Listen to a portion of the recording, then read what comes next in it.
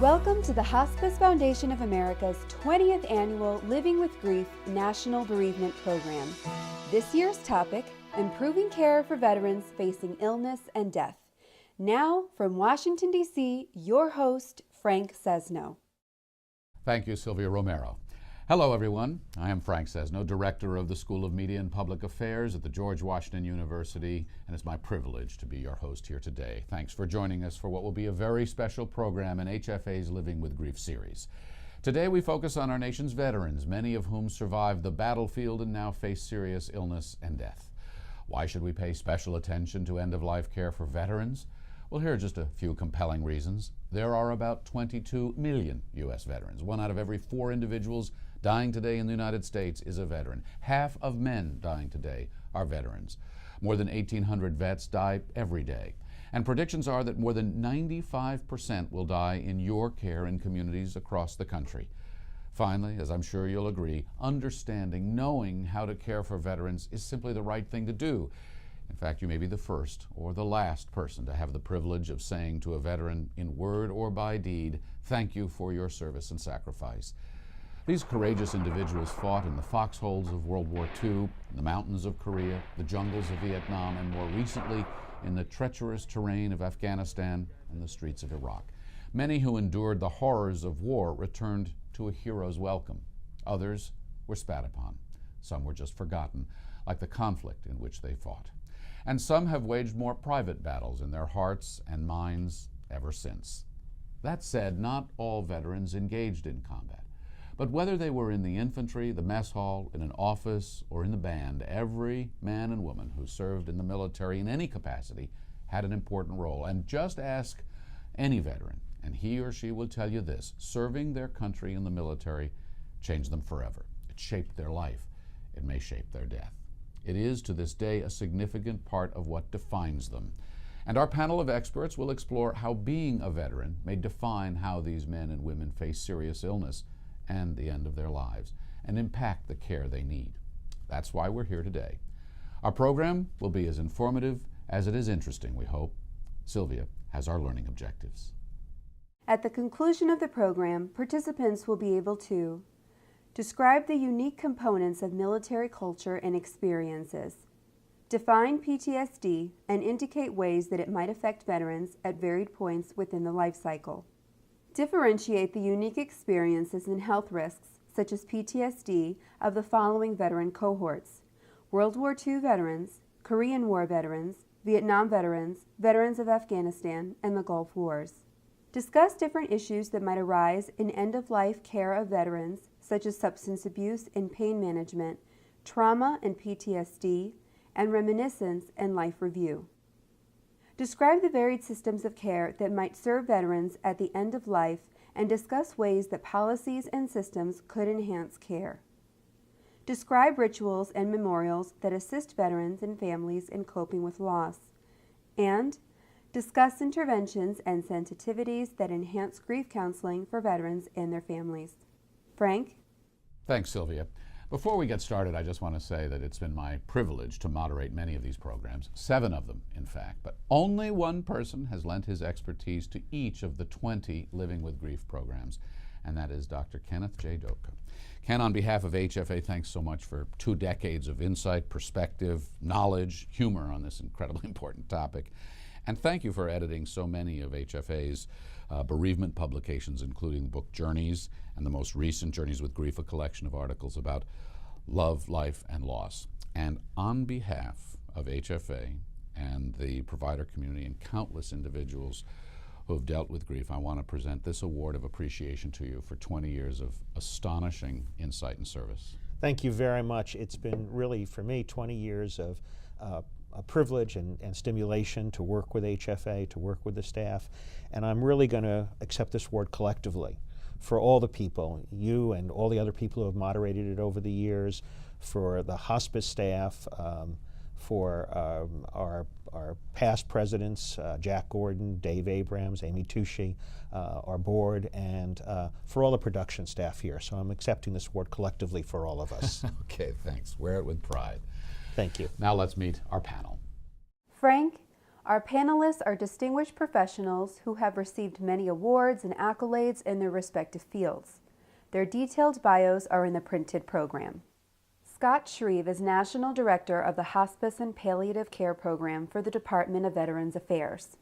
He is responsible for policy, program development, staff education, and quality assurance for palliative and hospice care provided or purchased for enrolled veterans. Dr. Shreve has led the implementation and oversight of the comprehensive end-of-life care initiative since its inception in 2008. Dr. Shreve is Medical Director and teaching attending at the Inpatient Hospice and Palliative Care Unit at the Lebanon VA Medical Center in Central Pennsylvania and an Associate Professor of Clinical Medicine at Penn State. Dr. Shreve is board certified in internal medicine, geriatrics, and in hospice and palliative medicine. Deborah Grassman is a nurse practitioner recently retired after a 30-year career in the VA, during which she was director of the hospice program at Bay Pines VA Healthcare System in St. Petersburg, Florida. She now provides education and consultation throughout the country. Ms. Grassman's contribution toward advancing end-of-life care in this country has been described as work that has, quote, dramatically and almost single-handedly increased awareness of veterans and their unique end-of-life issues. Her book, Peace at Last, Stories of Hope and Healing for Veterans, is used by multiple agencies to teach about the effects of past trauma on the quality of a person's dying process, the influence of the various cultures of war on dying veterans, stoicism, and warrior wisdom. Paul Schutte is an assistant professor with dual appointments at the George Washington University School of Medicine and Health Sciences and the Graduate School of Education and Human Development Counseling Department. From 1969 to 70, he served as a medic in Vietnam, prompting his interest in end-of-life issues and life transitions. From 1993 to 1997, Schutte was executive director of the Wendt Center, which counsels and educates people living with loss and illness. He now serves on its advisory board. At GW, Schutte is a faculty advisor for both the iScope's Transitioning Veterans Collaborative Service Learning Team and the GW Student Veterans Group. He co-chairs the GW Task Force on Military Members and Their Families and also serves on the advisory board of TAPS, Tragedy Assistance Programs for Survivors. Ryan Weller is the Palliative Care Program Manager for the Department of Veterans Affairs Northwest Network. Since 2002, he has been the coordinator of the Palliative Care Consult Team at the Portland, Oregon VA Medical Center and is on the faculty of its Interprofessional Fellowship in Palliative Care. He is a member of the Oregon Hospice Association Board of Directors and chairs the Oregon Southwest Washington Hospice Veteran Partnership. Weller also is a columnist for the Journal of Palliative Medicine social media portal. Ken Doka is a professor of gerontology at the Graduate School of the College of New Rochelle and senior consultant to the Hospice Foundation of America. A prolific lecturer, author, and editor, Dr. Doka has served as editor of Journeys with Grief, HFA's newest book, and as editor of its Living with Grief book series, its Journeys newsletter, and numerous other books and publications. Dr. Doka speaks internationally on issues of grief and bereavement. Dr. Doka is a mental health counselor under New York's first state licensure of counselors and is an ordained Lutheran minister. Frank? Thanks, Sylvia. Now our first segment, the military mindset. Joining me is Paul Schutte, a Vietnam veteran and my colleague at the George Washington University. Deborah Grassman, a nurse practitioner and retired hospice program director, formerly with the Department of Veterans Affairs. And Ryan Weller, the palliative care program manager with the VA Northwest Health Network. Welcome to you all. Thanks for coming in. I look forward to the conversation we're going to have here today, really do. Although military service is often a relatively short period of time in the life of most veterans, there's no doubt of its lasting impact. For all the experiences that veterans of any period share, basic training, for example, vets are very much individuals. But many would argue that to provide a veteran quality care requires understanding something about the military mindset. The nurse caring for Robin Dyer, a Gulf War-era veteran diagnosed with advanced lymphoma in his early 40s, clearly understood that when she gave him a somewhat unusual assignment. She had me write a letter to, and I smile at this because before, if anybody had told me this, I would have shaken my head and said, well, that's ridiculous. But she had me write a letter to Robbie. That's what I was called when I was growing up. She had me write a letter, she had me write a letter from Robbie to Rob, to the adult. And I didn't give it much credence at the time. I really wanted help, and if she thought that would help, I would give it a try. It was incredibly difficult. Spent a lot of evenings sitting in front of a blank page. And then I just didn't worry about sentence structure. I didn't worry about tears. I didn't worry about anger. And believe me, all of that came out. All of that exploded once I allowed myself to start writing. And I wrote a letter from Robbie to Robin, and a lot of it was why. Why did this happen? Why didn't I know who my mother was? Why couldn't my father care for me? Why was I always alone? Why? It was a lot, and a lot of anger. And like I said, it was a lot of tears and a lot of anger, and it was very cleansing, I think. And I'm sure part of that was cancer built on top of the fear. But it came out, and I semi-reluctantly presented it to her. She read it and didn't think less of me. And I think that was my biggest fear. I thought, if I show people how weak I am, if I show people this 6'1", 225-pound, in gym shape runner guy is scared, and he's got a little boy that is scared and has always been scared, she's going to think less. I'm going to be less of a person, less of a man, less of a soldier. Mr. Dyer told us he was not deployed during his service, although he uses the term soldier, which many people infer means someone who has seen combat. Deborah, let me start with you. As the she Mr. Dyer refers to, what's the lesson here in what you just heard and have experienced with him for providers? I think the strongest lesson is this value of stoicism that's indoctrinated in young soldiers early on, in his case 20 years earlier, and 20 years later, here it is still operating. What do you mean stoicism? Well, kind of that, gotta have the strong front, don't feel any feelings. If I feel scared, as he said, if I feel sad, and of course these are all very normal, natural feelings when people come to hospice decades later. Can't have those feelings, and I gotta stuff it down. And so you kind of create this inward conflict then. And as he said, the surprise is when they find people who can create a safe emotional environment where they can let that stoic facade down and just be who they are, then that's very energizing for them, because in a lot of ways, I call it, they kind of come home to themselves. And I think that's really what I saw with him. And that was the idea behind the assignment, was to sort of break that stoicism, talk to yourself first? Yeah, just get real with whatever's underneath it. You don't need to be ashamed of who you are. Or what you're feeling. Or what you're feeling. And so in a very elemental way, just validating people's veterans' feelings is a very essential first step. Ryan, you agree that you need to have some basic understanding, and providers need some basic understanding of this thing we might call military culture? I do, and I think culture is a really good word for it, because it's very similar to having some understanding of other cultures besides your own. We can't assume that everyone from a certain culture has all of the stereotypical traits of that culture, but it's good to be aware that those could be at play. And I think in the veteran culture, there's a wide variety from one veteran to another, but they also have a lot of commonalities. And it's just the awareness that that could be at play is important. And it's a complicated culture. We'll be exploring that, obviously, in the conversation ahead. But do you really think that this notion of stoicism that Deborah was talking about is a big part of this culture?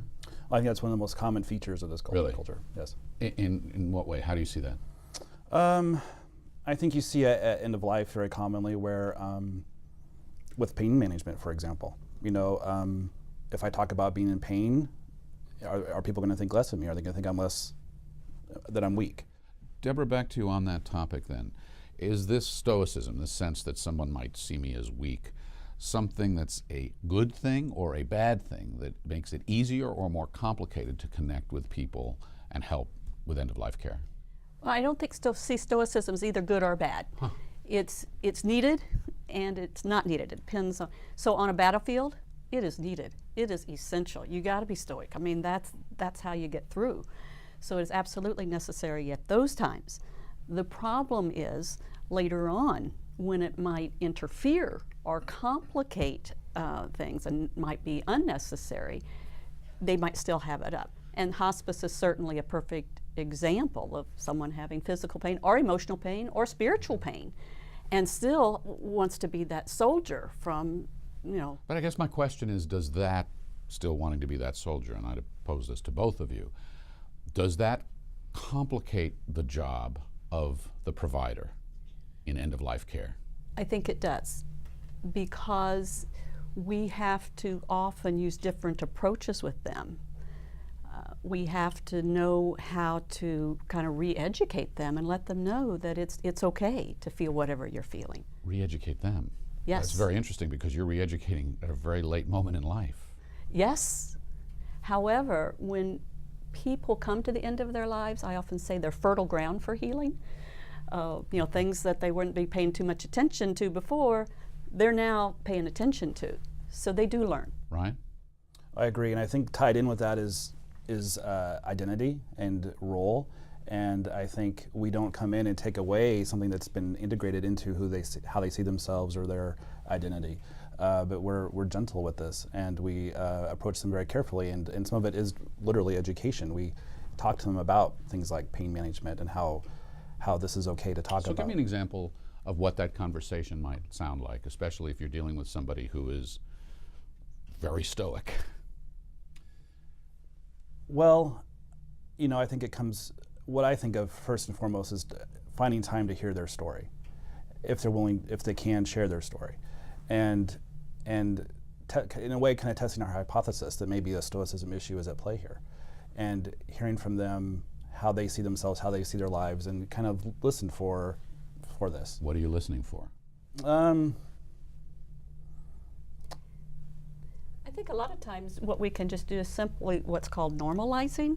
So I might say to a stoic veteran who's coming to hospice, and I will say, you know, many veterans tell me that they feel sad when something like this happens. And then just sit there.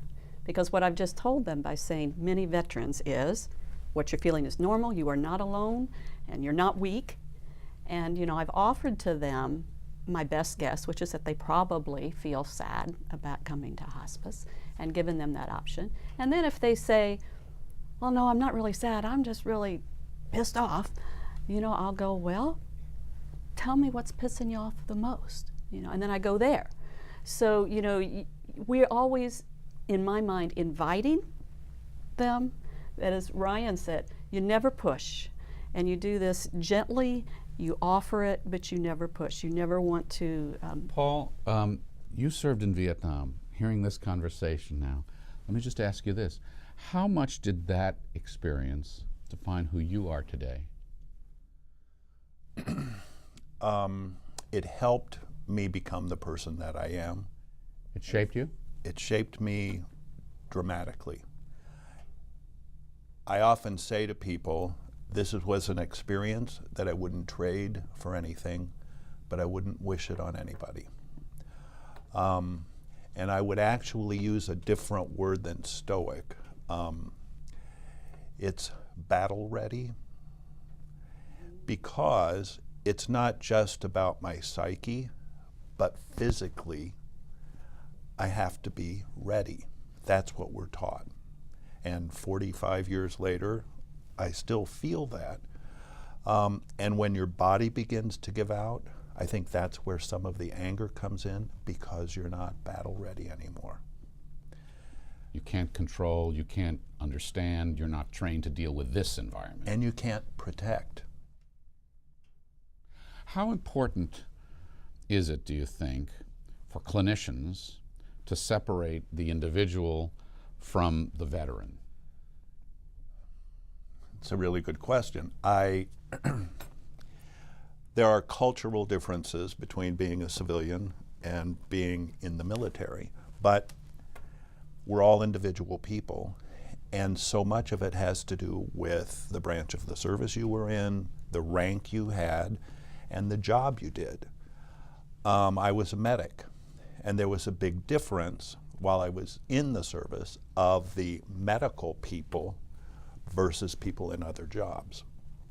And so I think both things have to be taken into consideration.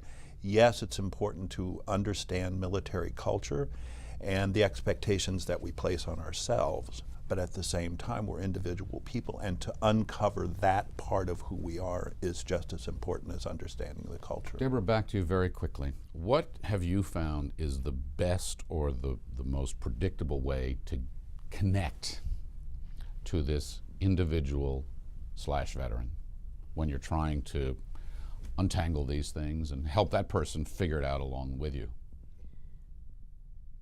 I think we first have to touch our own prejudices we might have against veterans or against Vietnam veterans. A lot of times we have these preconceived ideas of, what they might be like. And so the first thing we have to do is to acknowledge our own prejudices and bring them out of the dark into the light so we can see how it's affecting our relationships with them. The our being providers, the our being exactly, people who are working. Because if I hold a prejudice toward you, the people will sense that and they will not open up. And so any of these interventions that we're talking about really has to start at home within our own self first. I frankly, I'm embarrassed to say this, but for the first 10 years of my VA career harbored a prejudice against Vietnam veterans. Well, it's very interesting that you say that because it takes us to our next place in the conversation. Each veteran demographic has its own experience, often shaped by a particular war, a subculture, if you will, which is why VA physician Julie Phillips has become a student of history to better serve her patients. I think there are some themes that do come out in World War II, Korea, and Vietnam. Starting with World War II, we call that whole group the Great Generation. In many ways it's been referred to as the last patriotic war. Our whole society was mobilized behind the war effort. Many took defense jobs. There was a lot of volunteerism. The victory gardens, there were millions of victory gardens that produced about 40% of the vegetables in our country. The whole country endured rationing of gasoline, fuel, rubber, even shoes. And the whole country was mobilized behind the war. And when the men and women returned, they received a hero's welcome. There was a sense of gratitude on the part of the people that they were trying to help. My father tells stories about the men in his neighborhood wearing their uniforms for months after World War II ended. They proudly wore their uniforms. And that stands in stark contrast to the veterans returning from Vietnam who risked verbal and even physical assault if they were seen in their uniforms, or even noted to have the short haircut of belonging to the military. A lot of the Vietnam veterans they do talk about their homecoming. Many were received with anger and scorn, and they have some bitterness and sadness about that reception. Vietnam was different from wars to date. It was the first televised war. The widespread use of television brought the brutality of war into people's living rooms, and that resulted in a very robust opposition to the war back home. It was the first war that, in our memories, used the guerrilla mode of warfare. There was a high exposure to combat. There wasn't the sense of gratitude on the part of the Vietnamese that was present in World War II. And I mentioned the homecoming, that many were received back into a very hostile environment. With regard to Korea, the Korean War really took place in the setting of public indifference and ignorance. Many people couldn't have found Korea on a map and didn't know what we were doing over there. The men and women who served in Korea also had a bit of a, or some of them are described as wondering about what they were doing, because the principles that they were there fighting to defend, democracy and freedom, were being flaunted by the South Korean dictator that we were supporting. When they came home, they received a somewhat lukewarm reception from what was really a war-weary society. This was on the heels of World War II, and people just wanted to move on. And they refer to this day, there's the phrase, the forgotten war. It was 3 years of a brutal war, and it's not even called a war officially because Congress hadn't officially declared war. So it's called the police action, a conflict. I have heard the term coined by Korean veterans, the forgotten victory. And the fact that this hasn't been a war that got much attention, given the context under which it was fought, is a point that sometimes comes up when I'm taking care of Korean War veterans. Ryan, there are 1.2 million remaining World War II veterans, for example, and most of the people who are going to be caring for them are born decades after they served. This is a chapter in the history books, maybe something they've talked about around the dinner table. But I want to ask you how important you think it is for people to understand different wars and the precise experiences, historical experiences of people when and if they're caring for them. I think care can be provided to veterans from any war era without having any familiarity with the history of those wars, and that care can be very adequate to very good. But what the provider is missing out on is this chance to really connect with the veteran they're caring for and to really understand them better. So if you're caring for a World War II veteran who tells you they were at the Battle of the Bulge and you don't know what that is, not only is the veteran missing out on a chance to really tell their story with you, but you're missing out on a chance to take a history lesson at the bedside of the veteran. Did you do that, Deborah? Take a history lesson at the bedside of the veteran? Oh yes. Yeah, I was not a very good history student. Most of my history has come from my veterans, so absolutely. And I agree, you miss so much. And the other thing, so much I didn't know, and if I don't know, just asking the veteran, I don't know about the Battle of the Bulge.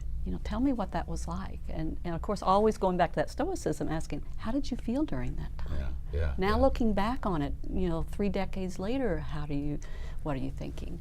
Those kinds of things. I'm sure everybody's experienced it. In fact, we just lost my father-in-law. He was a Navy pilot in World War II, and one of the things that gave him the most pleasure toward the end of his life was just looking at photos of that young, dashing man on the deck of the aircraft carrier with his family and people around him saying, what an amazing thing he'd done. That moment of recognition, but it was historically appropriate. Well, you're bringing up a really good point, too, about photos, because photos can be the entry point for the stories that Ryan keeps referring to.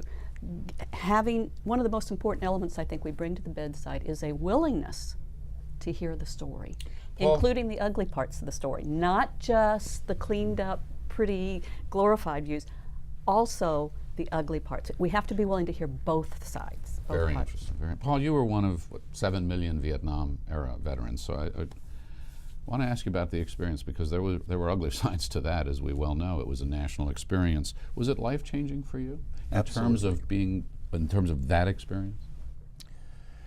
Absolutely. I have to say, as it all sort of turned out, I'm really glad for the experience. The return home, your return home, and the circumstances that you returned to, how about that? I remember, first of all, we had to wear our uniforms on the plane to come back. Otherwise, we couldn't have gotten the ticket, which was rough because you're sitting on this plane with civilians with your uniform on and had no idea what people's response to you was going to be. What happened to you? Actually, I was really lucky. I didn't experience any of that other than people being afraid to ask me anything, including my family. I remember landing, I'm from Dayton, Ohio, landing in Dayton, Ohio, getting off the plane, and I had called ahead and asked that nobody meet me at the airport. Why? I'm not sure. I needed that time for myself to just kind of get used to looking around and seeing that things might be safe. The point here, though, is with the Vietnam conflict as opposed to the World War II conflict, or the conflict that we see today where military members are often singled out on commercial airliners and they get a round of applause, is you were coming back to a very hostile environment. Do you see that, Ryan and Deborah, translated in the end-of-life experience in a very significant and different experience because of the historical context? Absolutely, because the truth is we didn't want to hear the Vietnam vet stories when they came home, so they stuffed them into unconsciousness. Now, when people You mean the veterans themselves stuffed their experience into unconscious, become very silent, that stoic facade goes up, or that battle-ready facade goes up. But at end of life, when people are coming to the end of their life, their conscious mind starts getting weaker. So the stuffing ability becomes weaker and the unconscious mind becomes stronger. So those memories and those stories start surfacing, often unbidden. And so that's why the end-of-life experience is different. And this is one of the main reasons why, is because our conscious mind starts getting weaker and this stuff just comes forth. Let me ask you about this notion of the forgotten war, the Korean War, right? Because many Korean veterans are also in their end-of-life stage. So how might being a soldier of a forgotten war influence the end-of-life experience? Well, I think, yeah, these are gentlemen who are really in the shadows of their older brothers and relatives who were in World War II who were welcomed back as heroes, and they weren't really welcomed back at all. They weren't talked about. And so seeing them at the end of life, what I've tended to see with Korean War veterans is more disgruntlement with that experience. And that comes out in your end-of-life conversations and what their experience? All the time. How? All the time. What do they say? Let's say you thanking them for their service. When I say that to a Vietnam veteran, often I get tears, and no one's ever said that to me before. You know, sometimes they'll tell you no one's ever said that to me before. Sure. At the end of their lives, that's what yes. you're hearing. Mm-hmm. But with Korean War veterans, sometimes I get a shrug. You know, because they weren't ever part of a culture that accepted it. And what do you do after the shrug? What does that shrug mean? Why did you do that? And give them a chance to tell you. Then what comes? That varies from veteran to veteran. And they just don't have words to talk about it because they haven't talked about it. And others will try. Does that lead you to conclude, as somebody who's with them at the end of their lives, that this veteran experience, this war experience for Korean veterans is any less significant in their lives than for the Vietnam vet or the World War II vet? I don't think so. I don't think it's at all any less significant. Deborah? I agree. I think, and when they do shrug it off, oftentimes what I will do at that point is just simply acknowledge, you know, we have never properly acknowledged the sacrifices that you made there. Paul, in terms of care at end of life, do you think there's a difference between veterans who've seen combat and those who've not?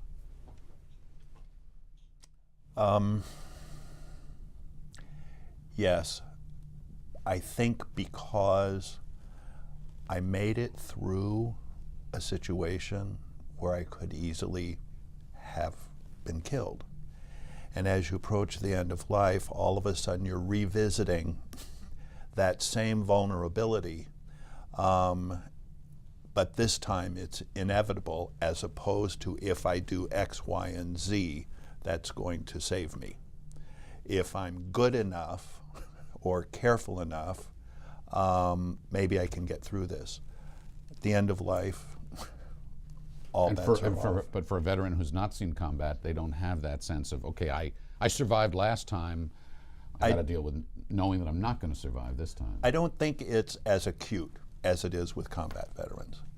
And I think even what I have learned over working with veterans, both this generation of veterans and my own, people, especially in the medical corps, who have seen death over and over and over again, all of a sudden it's my turn.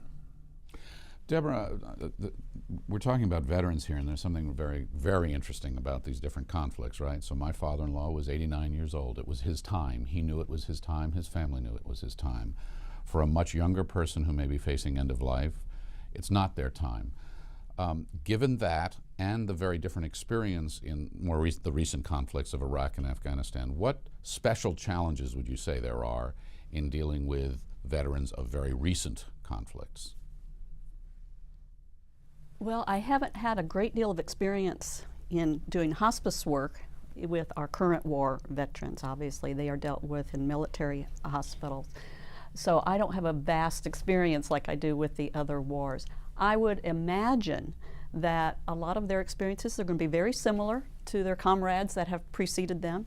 And I would guess that the next generation of hospice workers are going to have a lot to learn and teach us. I don't think, frankly, we are in a position right yet at this point to really know what all the differences are going to be with the current war. We can't know that yet because it hasn't really happened yet for us to be able to report to you what we're seeing.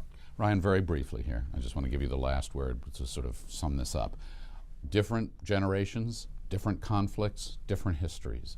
Best way to incorporate that into end-of-life care?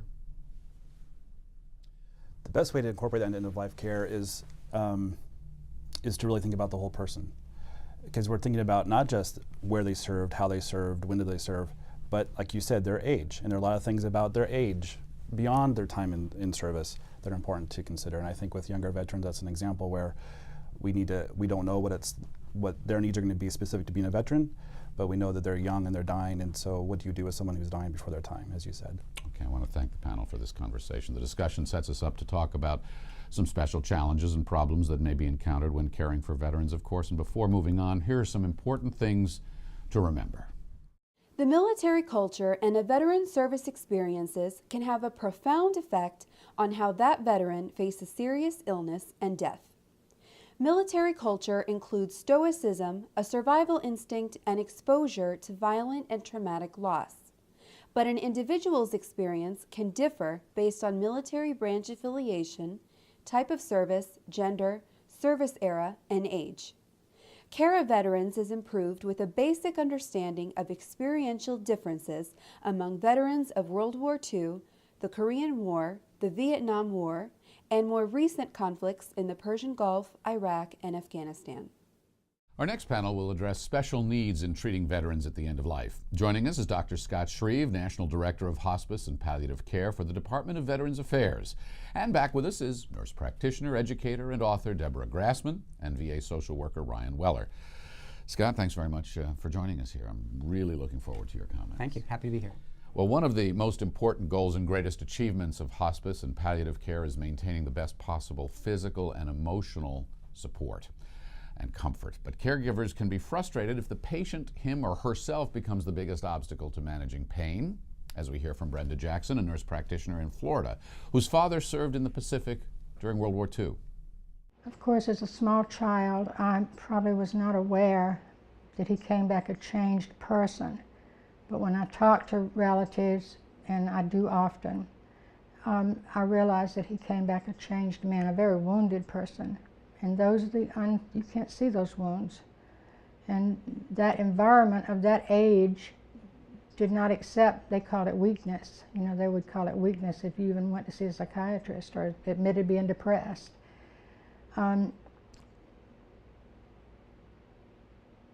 And I can look back and see so many times he would be angry and how he would grit his teeth and just hold that in. I think he was afraid if he let that go, he would not be able to control it. He had a very successful job. When he retired, he lost the provider, protector role in his eyes. And that's when he started to crumble. He began to drink and hide the alcohol. I was a nurse practitioner at a VA. My sister is a social worker and runs a program, director of a program at the VA. Neither of us caught the cues. It's like you can't see the forest for the trees kind of thing. And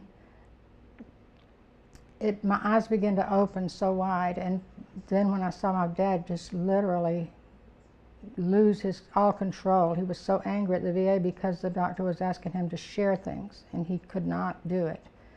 I'm just amazed, and I think a lot of times about my practice, and the things I did or did not do in years before that, you know, I wish and I hope that everybody can be aware. We talk a lot about veterans coming home from the war, but there should be a lot of emphasis on veterans at the end of life. Like Brenda's dad, many people in that era turned to alcohol, whether they were veterans or not, just as many people in the 60s and 70s turned to drugs. But now it's not only past substance abuse, but fear that treating pain may lead to substance abuse that can complicate treatment of emotional and physical pain at life's end, says VA physician Laura Michelle Scarf. It's very common to have veterans in particular who are worried about taking opioid pain medications, and this is much more common in the Vietnam veteran. They will have stories of people who came back after the war and developed addictions, and they don't want to be like that. They'll have stories of fellow veterans who are stigmatized for taking opioid medications at the VA. They already carry a stigma just being a Vietnam veteran and they already feel judged by the community, and imagine that taking opioid medications would be another reason to judge them because they're wanting to get high or addicted. And then some of them have seen sort of terrible overdoses happen. So with particularly the Vietnam veteran, there's a lot of resistance to treating pain with opioids. That is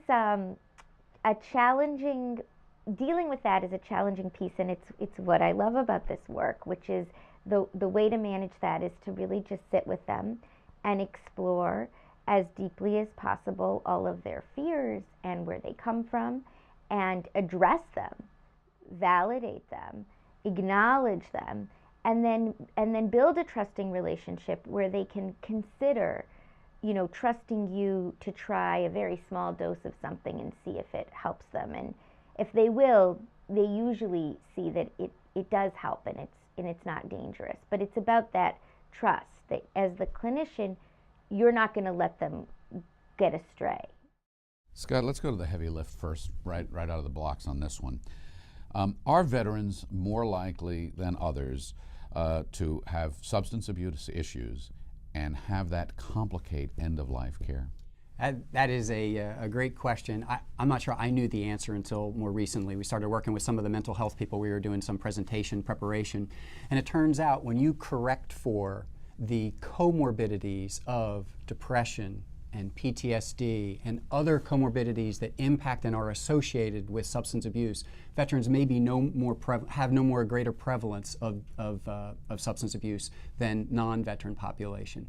Doesn't mean it's not serious or anything, but it may come with a variety of other comorbidities. And once you start correcting for all of that, it's probably an issue of what veterans were exposed to in their lives. So maybe there's no more, my instinctual follow to that would be, okay, fine, so there's no more prevalence necessarily, but there may be somehow more baggage because of those who have been exposed to these or have had these experiences, like many of their other experiences. It just complicates life. Yeah, I agree. And I was just going to say, some people in medicine, they look at, when you have high blood pressure, you have to be careful of heart disease. And it's one of these where perhaps if you've had a traumatic life experience, probably about 10% of the population has had a traumatic life experience.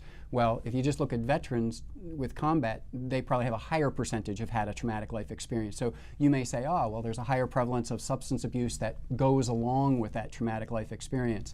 I think once you start correcting for all these other variables, it's probably that veterans are human just like the rest of the population. Deborah, in any case, how do you determine whether a veteran and a patient has a substance abuse issue or has had, and whether and how that's going to complicate end-of-life care? Well, it's usually asked upon the history, and veterans often, by the time we have them come to hospice, they often will self-reveal that. I think the other thing, in addition to what Dr. Scarf said on there about their reluctance often to take opioids, is what Paul mentioned earlier, which is that fear of loss of control. Because if you take an opioid, that makes you, sometimes can dull your sensorium a little bit, makes you a little bit, and then you feel more vulnerable, and so they'll fight harder, so that it can actually sometimes even make them more agitated, and they want to stay more on guard. And that's a little bit different in a veteran population that you would get than, say, a civilian population. If you feel that's happening, what's your response? What's my response as a clinician? Correct. Well, oftentimes, like Dr. Scarf said, you say, let's just start in low doses and let's just see how that works. And so it's just getting them to put their foot in the water. And so maybe you do have to back off and not approach it the way you would with a non-veteran. How often, I mean, and I'm not asking you to quantify this instantly, but how often do you find that people will say, okay, I'll try that, or talk to me a little bit more about that, and as opposed to, no, we're just not going to go there? Well, it goes back to that trust. As they trust me, they're going to be more likely to say, okay, well, let's try it. But I've got to assure them that they're in control, they're in the driver's seat, and we can always change things if we need to as we go along. But I would say it comes up fairly frequently. I was just going to add one thing to that, and Deborah works in an inpatient unit, or worked in an inpatient unit like I do. And it's neat when you have a 17-bed inpatient unit and you're trying to talk to a veteran who says, don't make me a druggie or a dope addict and give me any of the morphine. And you say, well, I just want you to look at the other 16 people on this unit, because there's a really good chance they're all getting morphine, as the gentleman wheels himself down the hallway to go play bingo in the back with his family or other veterans. And you kind of like goes, no, he can't be on morphine. You know, he's up talking and being human and being normal. So citing other people, showing what you can do and what the benefits, not just talking about it as a medication, but what can come from it. Ryan, how do you intervene as a social worker when a substance abuse problem gets in the way of pain management or treatment? Well, I think something that's occurring to me is the issue of trust. And sometimes that trust just isn't going to be there between the patient and the provider. At all, or at the beginning, or what are you talking about? Right, at all. It's just not going to happen. Not going to happen. But who does this veteran trust? Their spouse, their son, their daughter, granddaughter. Who can the clinician talk to within the family, perhaps, that the veteran trusts and can help educate the veteran about the use of pain medicine and how the body responds and needs pain medicine? That can be very powerful and useful. Let me ask you about this trust thing, because I think this is fascinating. Here's what Dr. Scarf said. I just want to quote her words back. Explore as deeply as possible all of their fears and where they come from, address them, validate them, acknowledge them, and then build a trusting relationship. But you're saying you can't do that in all cases. At what point do you sort of say, okay, this isn't going to happen, and how far do you go? What's your advice to others who are in that room having that conversation with the patient? That's a really tough question. Oh, thank you. I don't think you give up. I don't think you give up on trying to build the trust in the relationship. I think when you work with veterans, you need to be genuine with them, honest, and if you have the honor and privilege to work with them over time, like in a hospice unit perhaps, maybe that trust will come. What are your indicators that that trust is coming? What do you start to see? What are you listening for, watching for? Rapport is one thing. I think that they don't throw you out of the room. That's a hopeful sign. Maybe they're even happy to see you. I just add to it that oftentimes, we're kind of on what I'll call on the professional side too, but there may be a nursing assistant who bonds with the patient and develops rapport, and you may just get little snippets of something from another member of the staff, which kind of leads into the interdisciplinary team is really what's needed here. I was going to say, I think it's important when you have these complex situations, no one social worker, no one nurse or physician should deal with it alone. It's having the sensitivity to say, this is a little more complex, get the team together, and you really have to kind of rally the troops. And I would suggest a lot of times with community hospices or whoever, they need to have kind of a specialized group of people that can respond to these situations. Well, let's have I just wanted you all to address this, because let's have a reality check here for a minute too. You're talking about a whopping task, establish trust. In most cases, you don't have much time, because you only have, in most cases in this country, as I understand it, patients are involved in hospice for just a matter of days. So that's got to be fast-tracked. Yep, we can do it. And what we learned, the program was called No Veteran Dies Alone, and it was highlighted on CBS News and such, and a couple dozen VA facilities are implementing it. But what we learned from that program was, and our Reaching Out program, was have veterans come and be volunteers for other veterans at end of life. And that, boy, the walls just break right down and they start sharing and you develop the rapport, and then that volunteer kind of introduces the team. You can trust Ryan. He's a good guy. I've worked with him, I know him, and you just try to make those connections. We've talked about medication and self-medicating as in the context of treating physical pain. How about emotional pain?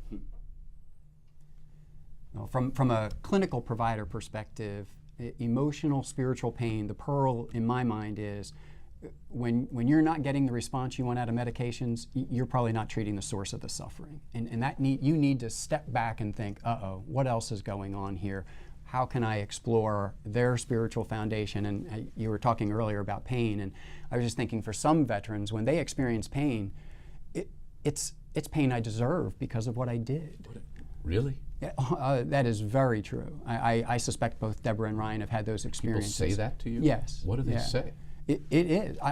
I deserve this. The pain is something that I don't need you to treat it. It is what I am supposed to be getting. What do you say? What do you say when you hear that? Oh boy, you just try to redirect that. In my mind, and I welcome advice from others, but this is a listening of, no one needs to suffer. I think part of our job is to get to the healing part. And part of that healing part can often be the difficult issue of bringing together a lifetime of trying to sort it all out of what they went through. And that emotional pain really is the most vexing in so many ways. Although the issue of forgiveness may arise at the end of life, it may also be especially poignant for a veteran, as we've heard, who has killed or who looks for a way to forgive the enemy from those sometimes long ago experiences. Many hospices in the VA seek out veterans as volunteers, as Scott just mentioned, so that the patient who is a veteran will automatically have something in common and perhaps feel more comfortable in revisiting painful memories. But Ron Steenhoek, who flew helicopter gunships in Vietnam, is a hospice volunteer in Des Moines who says he's there to listen but not to treat. I'm not trained in counseling, so it needs to go to a social worker or somebody with the skills to figure out how to put salve on that wound. I just need to find out if that wound is there. It's not my desire for anybody to go to their grave carrying these painful memories, especially of war. And if I can discern that they're there, I need to pass that on or try to, if they want to vent to me, fine. If they don't, then I need to refer that on. And it could be, I've not seen one yet, but it could be that they don't want to vent it to anybody, a professional or me. And then that's going to be not a failure on my part, but it's just going to be a tragedy for me that would happen. Deborah, you wrote a really interesting piece on the notion of forgiveness as part of the companion book to this program.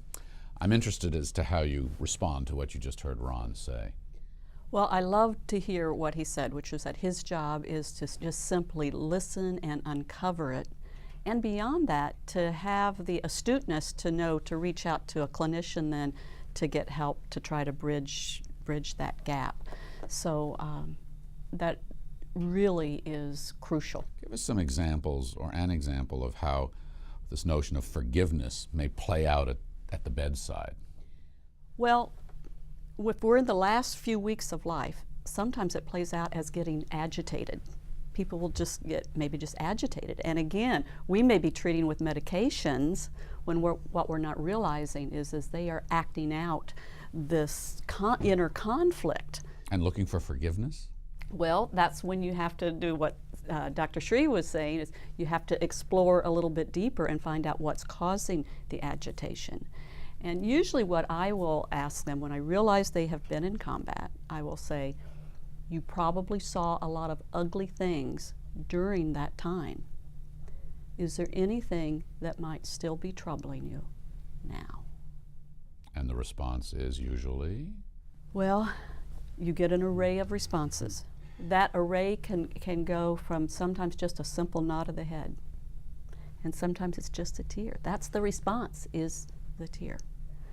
Do you consider that a success as a response? You feel you're getting where you want to get to? Absolutely, absolutely. Sometimes no words need to be said. That is the story, just in the tear. So do you then stop when you see that tear, or do you keep going?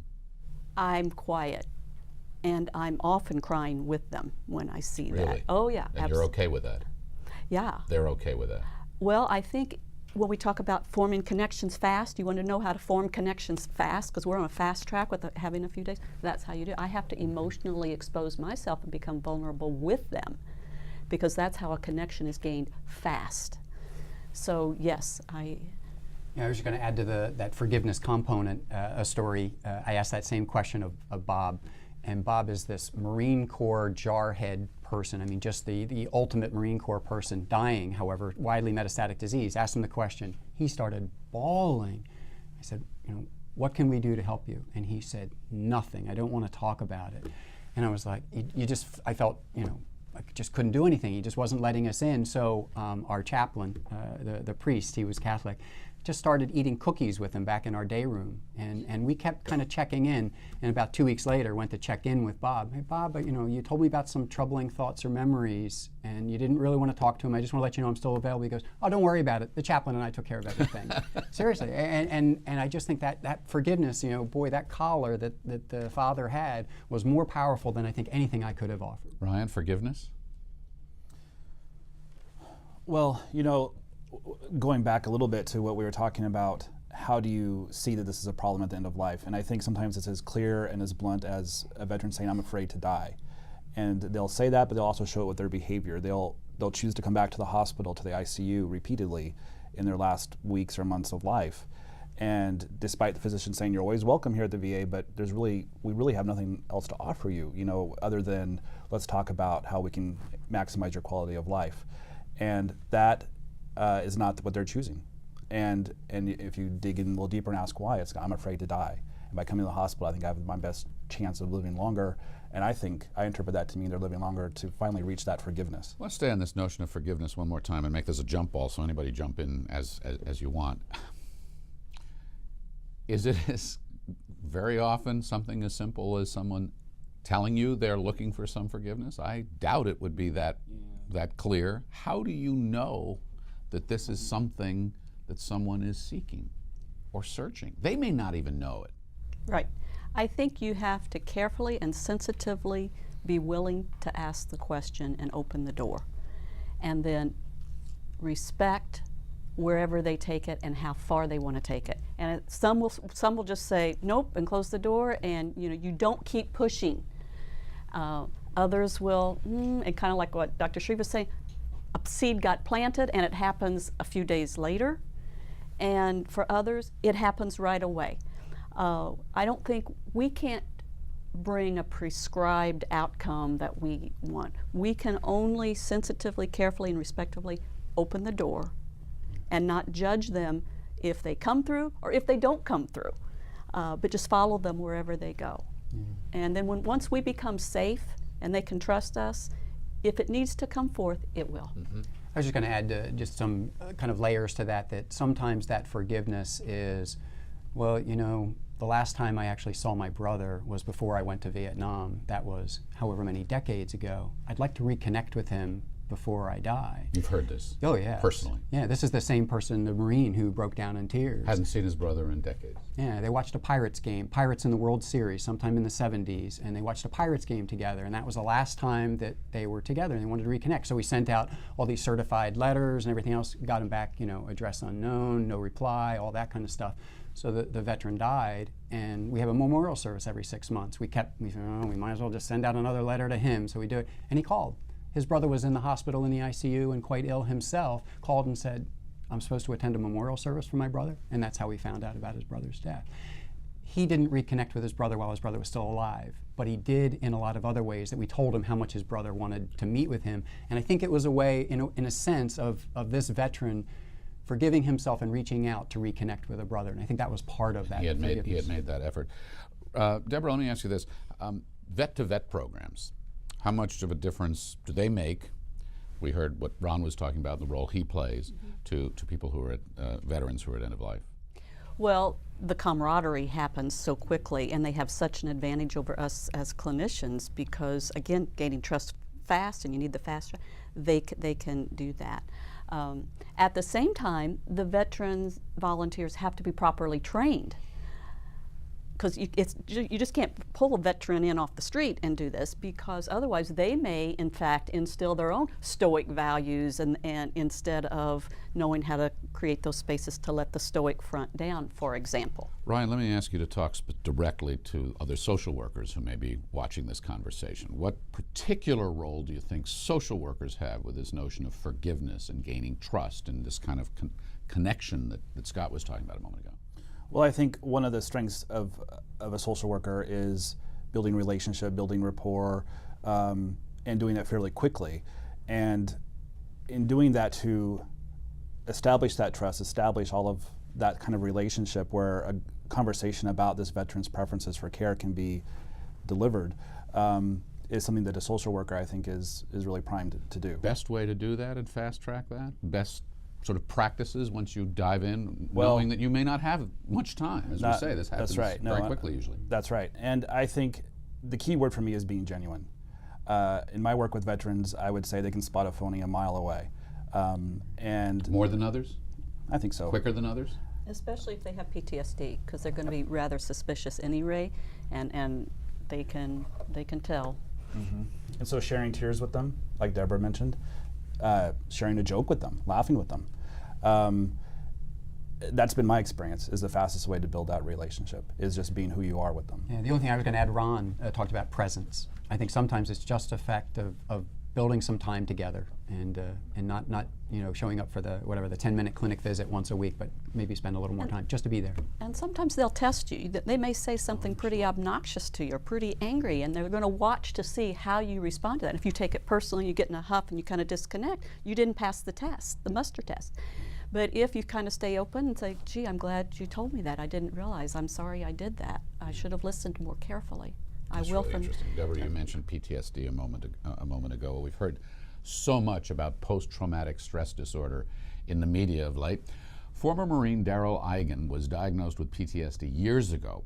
He wrote a book, A Hellish Place of Angels, a collection of letters he sent home from the battlefields of Vietnam. When I got out of the Marine Corps, I had a number of issues. I didn't think they were issues, but people made me aware that they were issues, such as constantly checking the perimeter and being a lot irritable and getting into tussles and so forth. That became very serious, and I was diagnosed by the VA as having a nervous disorder. At the time, they weren't really tuned into PTSD, because that was in 1969 and so forth. I got very interested in school because I wasn't a foxhole, and I was able to sort of avoid, and I was being very good at pushing down my symptoms and looking around me and trying to act like other people and be as normal as I could. And so that went on for quite a few years, where I became extremely good at avoidance by excelling and overachieving in school and in my corporate career. And I was really escaping. It was really the first symptom of PTSD. And then I ran into a situation that became very reminiscent. I was on a kind of a camping trip, became very reminiscent of Vietnam. And suddenly it all kind of, you can only push it down for so long, it all boiled up. And the VA was helpful in getting me therapy, but there was a lot more to go. And then in about 10 years after that, it really came to the fore with the full set of symptoms. And then I had to pay more attention to it than to my career. It became debilitating in my career. Over time, Eigen has found ways to cope with his PTSD and reclaim his life. But then he was diagnosed with Parkinson's disease, and now he fears the PTSD that so dominated his life may dominate his death. I think about it every day.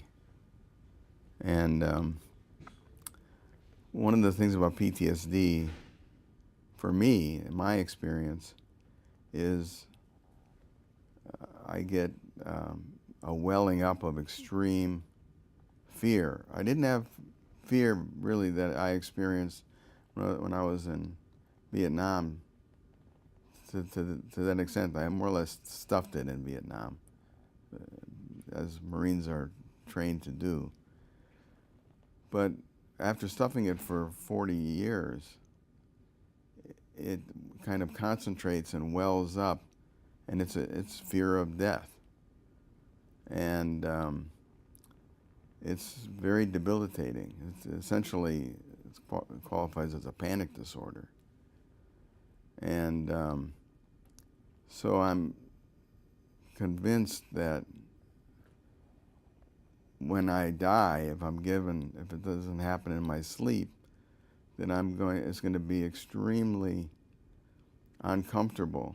I'm essentially experiencing it now, where I can't lie flat. I have to be seated. It takes me a long time to get to bed, and when I get in bed, I feel trapped. And if I were in a hospice or a hospital, I think that PTSD would be very much a factor in my end of life.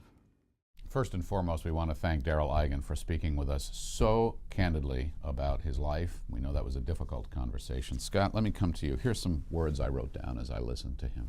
Irritable, escaping, avoidance, pushing down, a welling up of fear, debilitating, in bed I feel trapped.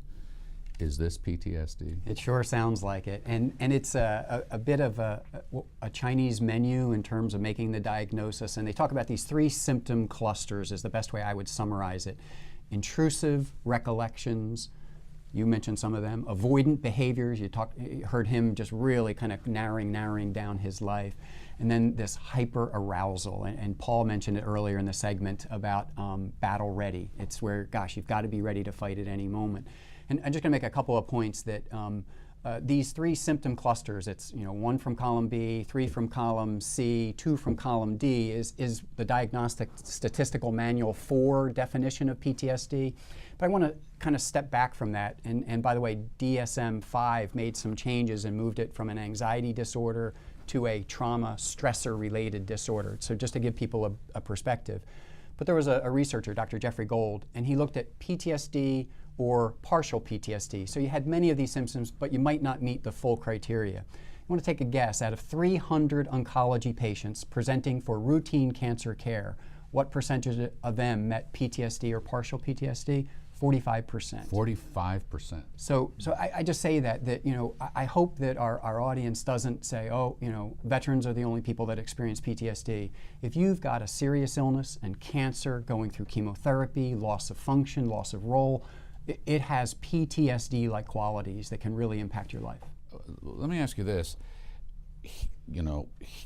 He was so unbelievable, Darrell Eigen was so unbelievably expressive, eloquent really, about what he personally has experienced. I can't imagine it's that easy with most people who they don't hold a sign saying, I am a PTSD patient. So how do you figure that out fast? Yeah, well, figuring it out fast, oftentimes they're in your face. So oftentimes they tell you in various ways. I mean, it recrudesces. I don't know if I can generalize like that. Let me try to step back and put it into context. In 2005, the total number of articles about PTSD and end of life, 0. There was none. So now, fast forward 8 years, we've got researchers now starting to look at it, and I can give you some idea of PTSD, but I don't think any of us at this table know the prevalence or incidence at end of life well, because it's not well studied. And then take it a step further, there are still 0 articles on, you're given the last month of life, how do you treat PTSD? The treatment right now, cognitive processing therapy or cognitive behavioral therapy, is a 12-week course of desensitizing and reliving the event. Well, I don't know that with your dying patients that's really appropriate. You may not be able to go through that. So we are in no man's land as far as understanding how this really comes about at end of life and how to treat it. How do you deal with no man's land, Deborah? She's a leader in how to deal with no man's land. You live there. I have lived there. A lot of times when you're in the last few weeks of life, and let's say this PTSD is becoming exacerbated and the person is agitated and that's how they're acting it out, what I do is I teach the family how to do what's called the hand-heart connection. When you're calm and relaxed, your energy's down here. When you get anxious and upset, your energy's up here. Unconsciously, we will often grab ourselves because it calms ourselves. Literally. Literally, we will literally grab ourselves.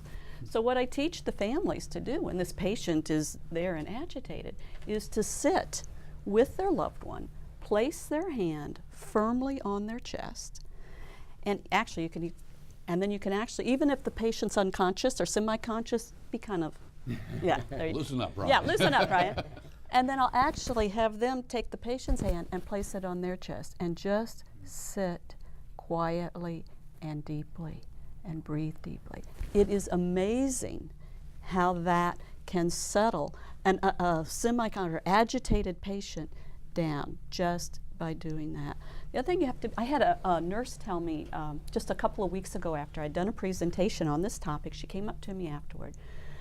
They had a little World War II veteran that they were getting out, needed to be on an air mattress. They got him out of bed, put him in a chair while they're putting the air mattress on. One nurse says to the other, okay, now we can blow up the air mattress. Oh boy. Now, 2 months before that, that wouldn't have caused any problem for that patient because his conscious mind was intact. But now, he's within weeks of death, he became wildly agitated just by that trigger of the words, blow up. So this is what we're talking about. When we're talking about we have to be sensitive with our language, with our nonverbal language, and also sensitizing families for how to do this. But the hand-heart connection is very powerful. Can PTSD remain somehow hidden or suppressed until end of life? Absolutely. There's a study that shows that, as Scott said, PTSD is common in the population in general, but veterans are more likely to have late onset PTSD than the general population. And a story that comes to my mind like that is a World War II veteran who was dying, was a couple of days before death, was still able to swallow. His nurse would bring him his medicine, and he was hoarding it in his hand. He kept his hand very tight. And his family opened up his hand and found pills in his hand. Right, because he had been a POW. And here he was vulnerable in bed, reminiscent of his time as a POW perhaps, and he was feeling very vulnerable. Was he actually imagining that he was a POW again, or was he just... Hard to say. You didn't know, because he wasn't communicative. So now you've got the added dimension here that you don't actually have someone you can necessarily speak with freely. Right. And who knows if he had a diagnosable PTSD situation, or if he is someone who experienced trauma earlier in his life that's now manifesting. And you're sort of bringing up the art of hospice and palliative care, because to me it takes a team decision to decide, at this point, do we have enough time to try to delve and get through that suffering and try to get down a little bit beyond it, or do we medicate? And there is no easy solution. The only thing I will say for myself is I don't like to medicate heavily, at least, until I feel confident that we have tried to scratch below the surface and get to the source of the suffering. Even that little film clip you saw at the very beginning on Rob, where he was referred to me because he was having a lot of difficulties with his diagnosis and this prolonged chemotherapy treatment. When I really dug below the surface, it was about his childhood. He had had an awful childhood because his father had been a Vietnam veteran. In addition to his mother abandoning him, as he mentioned, his father had been a Vietnam veteran. And this man had suffered horrible. Getting the chemotherapy. So for him, PTSD was almost literally hereditary. You're right. And so the chemotherapy acted, decades later, acted as a trigger. So I could have done all this stuff with him, but when I realized it was his childhood that we needed to go back and touch for healing. Yeah, and I was going to add on what Deborah was saying. We talked about that 12 weeks of cognitive processing therapy that isn't appropriate at end of life. So if we're going to change how we approach this. Some examples are out there in the world, and I don't know if Frank served in Kosovo or reported from Kosovo or not, but in Kosovo you had school children who were devastated with bombings and killings and everything else, and they trained school teachers to give these school children skills to cope with some of these intrusive recollections and going through it. The Center for Mind-Body Medicine here in Washington, VA, is cooperating with them and doing a randomized controlled trial. And instead of desensitization therapy, let's teach skills therapy, relaxation, meditation. Let's help people to cope. Now, it's not specifically geared to end-of-life care, but it's a different way of dealing with PTSD that isn't, you need to go to the psychologist with all the stigma associated with that. Now, we're going to teach you the skills so you can actually improve your life. Hold your thoughts. Hold your thoughts. I want to. We're going to come back to this, but I want to move along a little bit because this is relevant to the conversation in a profound way. In Fitchburg, Massachusetts, not far from Boston, there's a place called Veteran Homestead. It's an independent, nonprofit, part hospice, part halfway house for veterans whose PTSD is actually more than they, their families, and sometimes even the VA can handle. CEO and founder of Veteran Homestead, Leslie Lightfoot, was an Army medic in the late 1960s. She's board certified as an expert in traumatic stress. Absolutely, it's a Pandora's box when the feelings start to come up, and that's why it's so important that if you're going to be a social worker or a psychologist, that you really, really understand. I mean, not just, gee, I read the book, because nothing that I learned getting my degrees in a book really was helpful to working with veterans. It's really an emotional thing that you, if you don't have somebody in your family that you can sit down and really talk to. Veterans walk into rooms in Iraq and Afghanistan and there's arms and legs all over the place, not connected to the bodies. And so they stuff that down because of fear. There's so much fear. Where's the next person around the corner and those sorts of things. So that over and over and over is stuffed down. And if a clinician doesn't look for that, I think the most important thing that you can do when you are talking to somebody is to not necessarily listen to the story, but ask them, what does that feel like? When they start to talk about, first of all, you have to kind of pry out that they were afraid, because most veterans are not going to admit they were afraid, especially the young, big guys. Yeah, what did that fear feel like? What did it feel like to know that the next step you took, you might be blown to bits, or that the buddy next to you? If you could get them to open up that feeling, then you've really gotten somewhere. The other thing that I feel is very important is close the wound. Don't open it up and then, as a clinician, get scared and pull back and say, well, I'll talk to you tomorrow for another hour. No, you got to stay with it till they're done and you know that person is safe and they're going to be okay. It's not that anybody can't do it. I mean, you don't have to have the broken back to know that it hurts. But ask the questions that make sense to ask. Don't be interested in the story. And that's like a lot of kids. The first thing they want to know is like, who did you kill? How many people did you kill? That's not a good question to ask. Let them take the lead and just listen and listen and listen until you hear that opening where you can say, well, what did that feel like? You know? Or when your buddy's killed, what did you need to say to that person that you didn't get to say? Because it's not about the guy who was killed needing to hear it, it's about the person needing to say it. Deborah, got to come to you, okay? Because she says, nothing you wrote the book, nothing you can read in the book can prepare you for this. She says, it's really an emotional thing. She says, you got to pry it out from them that they were afraid. Respond. I think books can help, and I think she's absolutely right. Books are only going to give you this. It is that experience. More important, it's the willingness to go there. It's really an emotional thing, she said. It is really an emotional thing. What about the prying out? I think it's an art. It's an art where she's right. She's talking about, I think, that prying through that stoic wall. Again, I do that very sensitively because I have found in my earlier days when I did try to pry and push too hard, I got a rebound reaction. So to me, it's more about inviting the story, opening it up. But but not pushing. Mr. VA, pry it out? That word doesn't, pry doesn't feel good to me hearing it for the first time.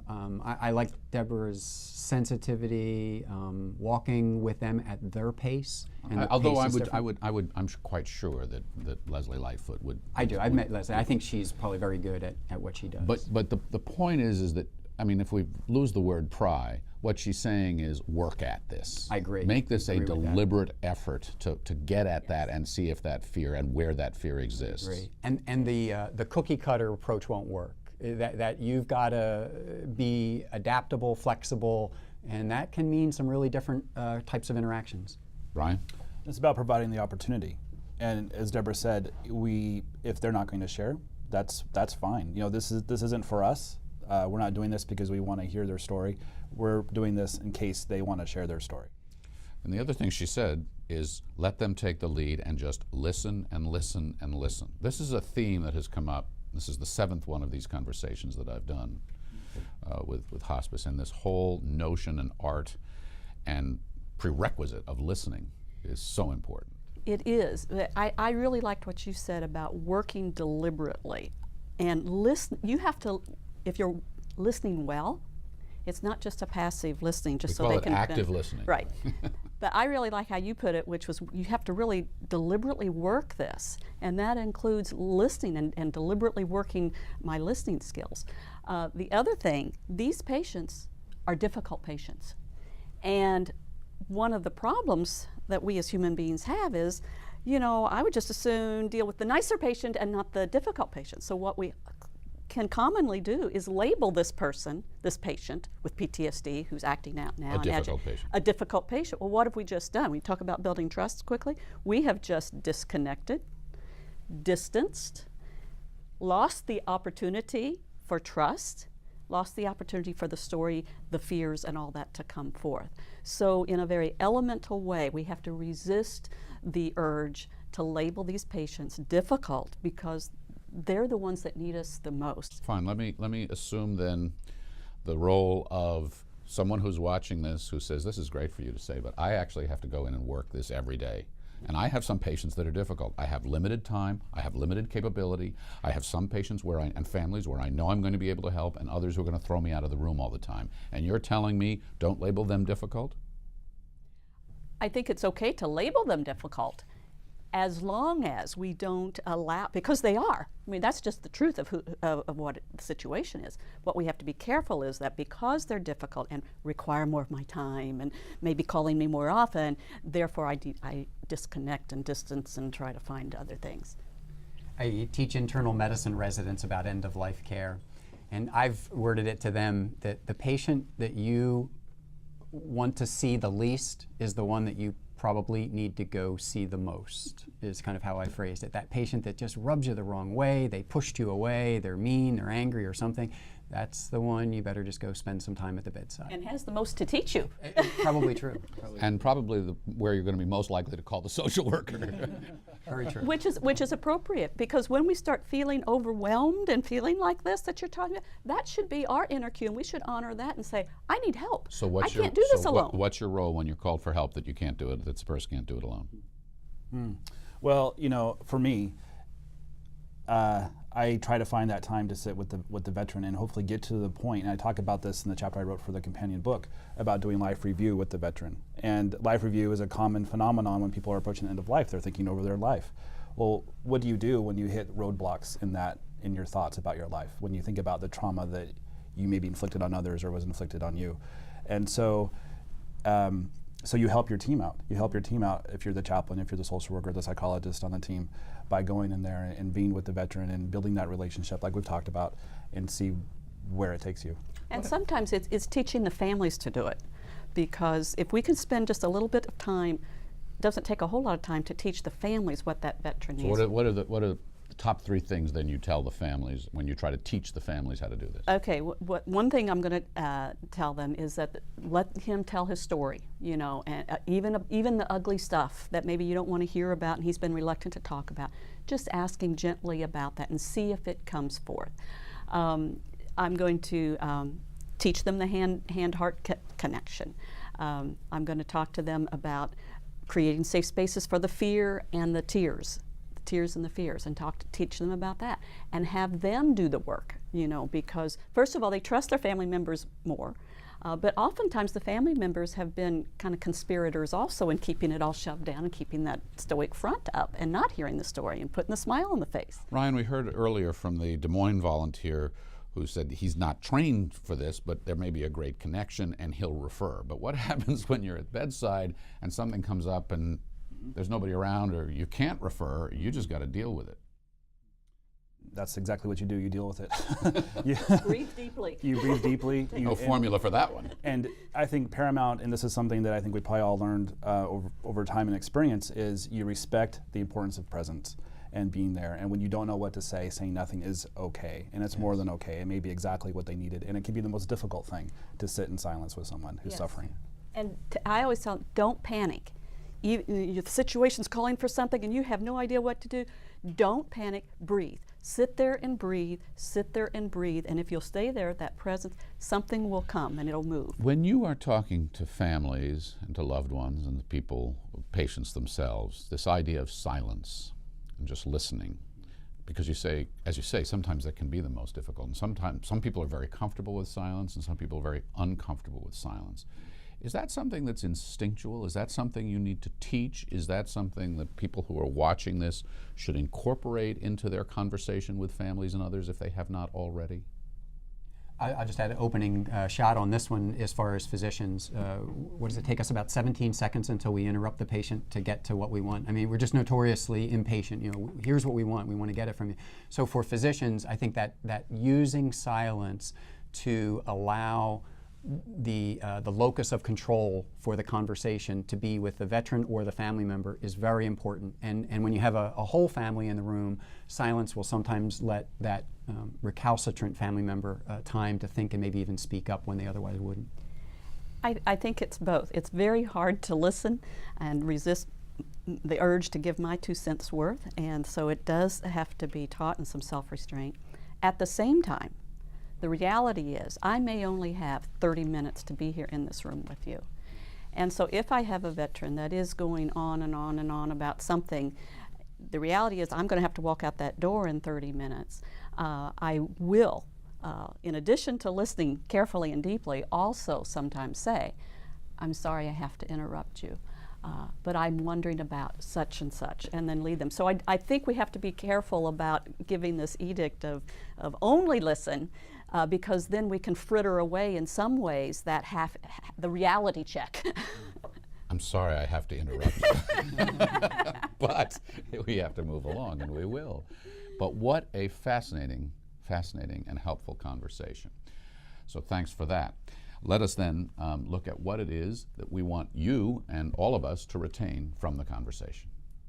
The trait of stoicism within military culture can hinder effective pain management for veterans at the end of life. Other factors, including memories of morphine for combat casualties, as well as alcoholism and/or substance abuse, may also inhibit effective pain management. Combat veterans, particularly, may seek forgiveness of self or others. Providers should understand the significance of such a request, treat it seriously, and if unable to meet the individual's needs, refer to an appropriate clinician, spiritual counselor, or clergy. Providers should be equipped to recognize, assist, and/or refer patients experiencing PTSD or other psychosocial crises that may arise at end of life as individuals re-encounter their past or reflect on ignored or repressed trauma. We're a little more than halfway through our program, Improving Care for Veterans Facing Illness and Death. If you want to take a break, you may pause the presentation and unpause when you're ready to continue. Or don't do anything. Just sit back and watch the rest of our program. Thank you, Sylvia Romero, and welcome back. Thanks for joining us. Our next panel looks at validating the service of veterans through ritual and bereavement care. And joining for this 20th Living with Grief program is Ken Doka, Professor of Gerontology. Back with us, Deborah Grassman, a former VA Hospice Program Director and author, Paul Schutte, a Vietnam veteran, and my colleague at the George Washington University. So far on our program, we've heard from professional caregivers and 2 veterans, one with cancer, another who's living with PTSD and dying from Parkinson's disease. Before we start this discussion, let's visit a couple in San Antonio, both veterans, and on this day, one of them receiving hospice care. I met Sergeant Hankins when I was in the military myself. I was in the Women's Army Corps, and we met when we were both stationed in Germany. And we got married in Germany back in '66. So he's been in the artillery, the infantry. His last duty station was at Fort Sam Houston, where he was a career counselor. He was in Vietnam. That's where he was exposed to Agent Orange, and they say that may be why he has the multiple problems he has now because of Agent Orange. I feel they should honor him as a veteran, and he should get the highest quality of care possible, which he has been getting, especially now since hospice came on the scene. They gave me a quilt with the military, the flag on it, a little flag pillow and things like that. And they talked about the veterans' benefits that he would have, and then if something would ever happen, they helped me prepare for that day. So that was something I didn't really want to do, but they helped me with it. And they made everything seem okay, you know. It made me think that I made the right decision. I wanted my husband with me at all times. I want to spend every moment with him. So they put the hospital bed right next to my bed in the bedroom. So I'm always with him at all times, and I feel so much better that way. We spend our time watching TV, what we'd be doing anyway if we were retired, just sitting around listening to music. And this is just so much better this way. I just feel he should be treated with honor since he was in the military and fought for the country. And I want him to have the best care. Sergeant Hankins died about 4 months after we visited his home in San Antonio. His story is a powerful reminder that recognition of service is important to the family before the veteran dies. Earlier in the program, we heard from a nurse practitioner, now retired from the VA, about her dad's struggles after returning from World War II. In those days, there was no recognition offered sick and dying veterans while still alive. Here again is Brenda Jackson. After my father died, I noticed that my career changed. The way I approached veterans especially changed. One of my duties was to go to nursing homes and check on our veterans, that we were paying for their care. And one example that I have that I'll never forget is it was after 9/11, and I knew enough to know that we had to honor these veterans. They were very upset. And so we bought flag pins, and even the ones with severe dementia, when you pin that flag on them, it's like a whole nother piece. It's their core. They recognize it, they understand it, and a lot of times they would salute you. Even the rough ones, even the mean ones, even the ones that were difficult to manage, even the ones at the nursing home said we can't manage them anymore. The chin would quiver and the tears would fill up in their eyes. This happened even when I was doing inspections in nursing homes.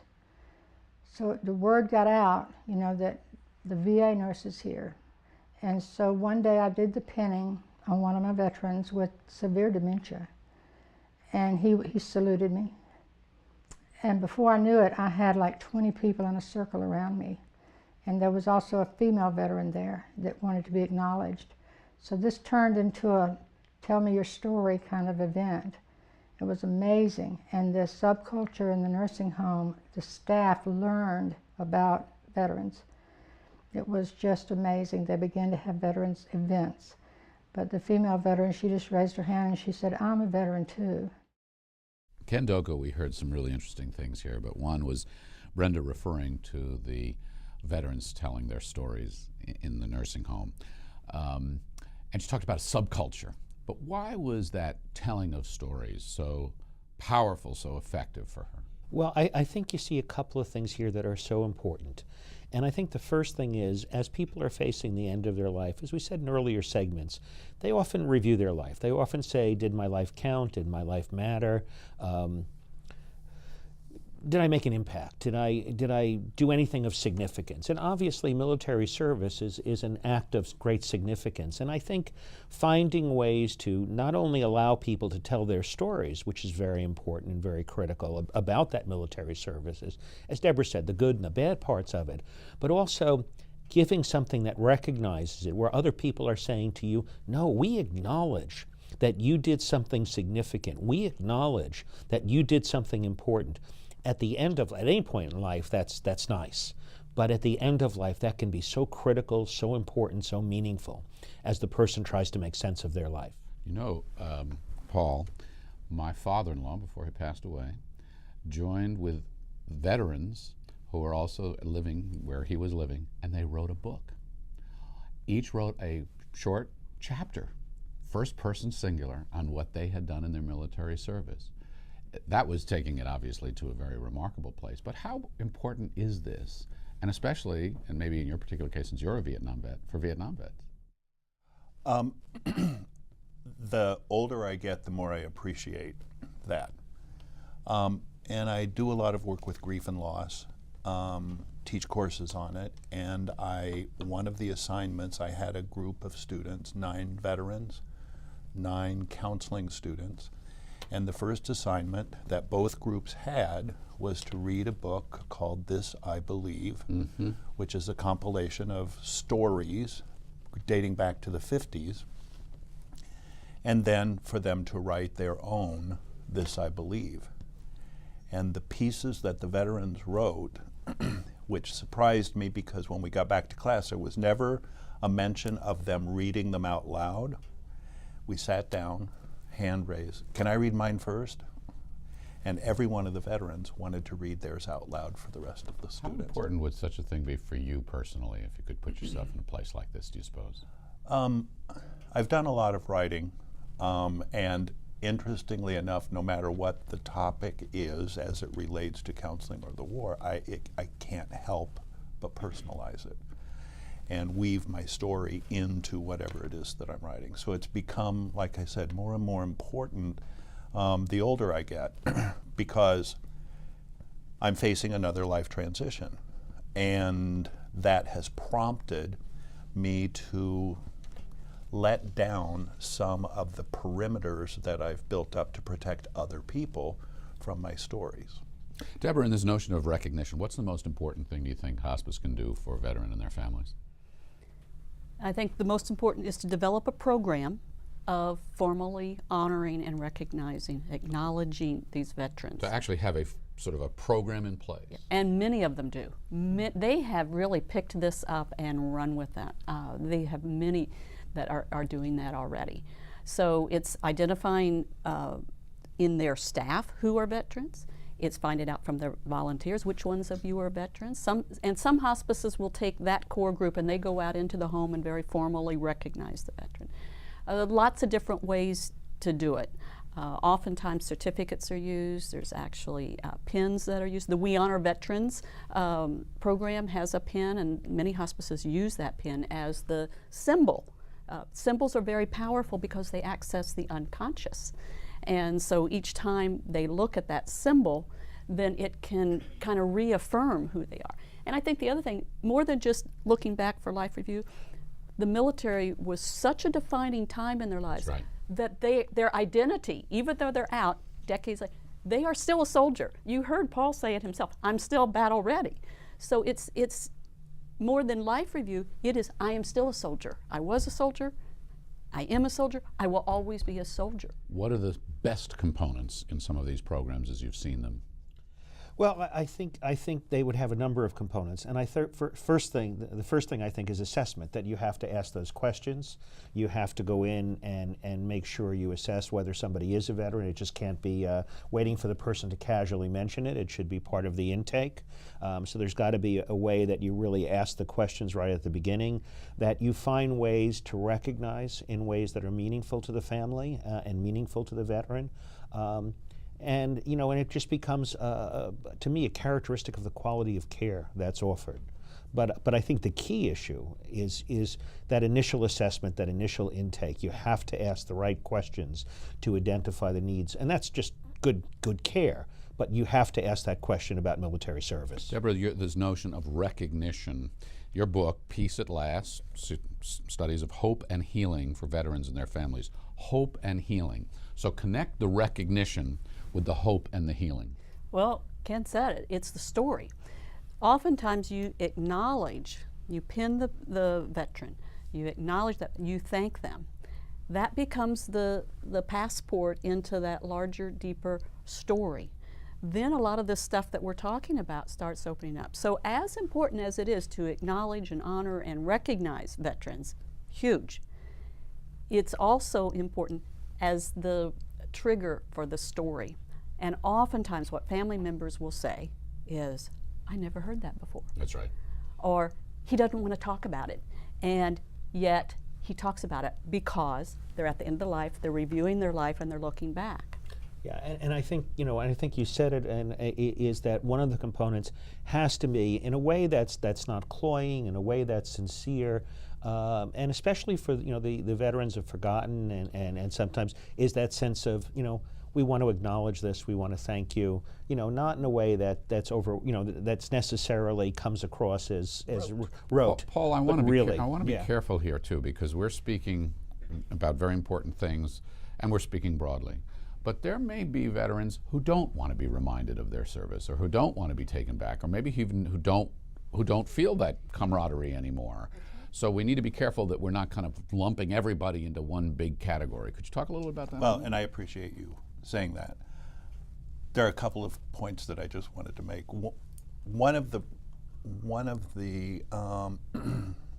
qualities of the storytelling is putting your grief out there, because so often in the telling of the story, that's when you begin to see the tears.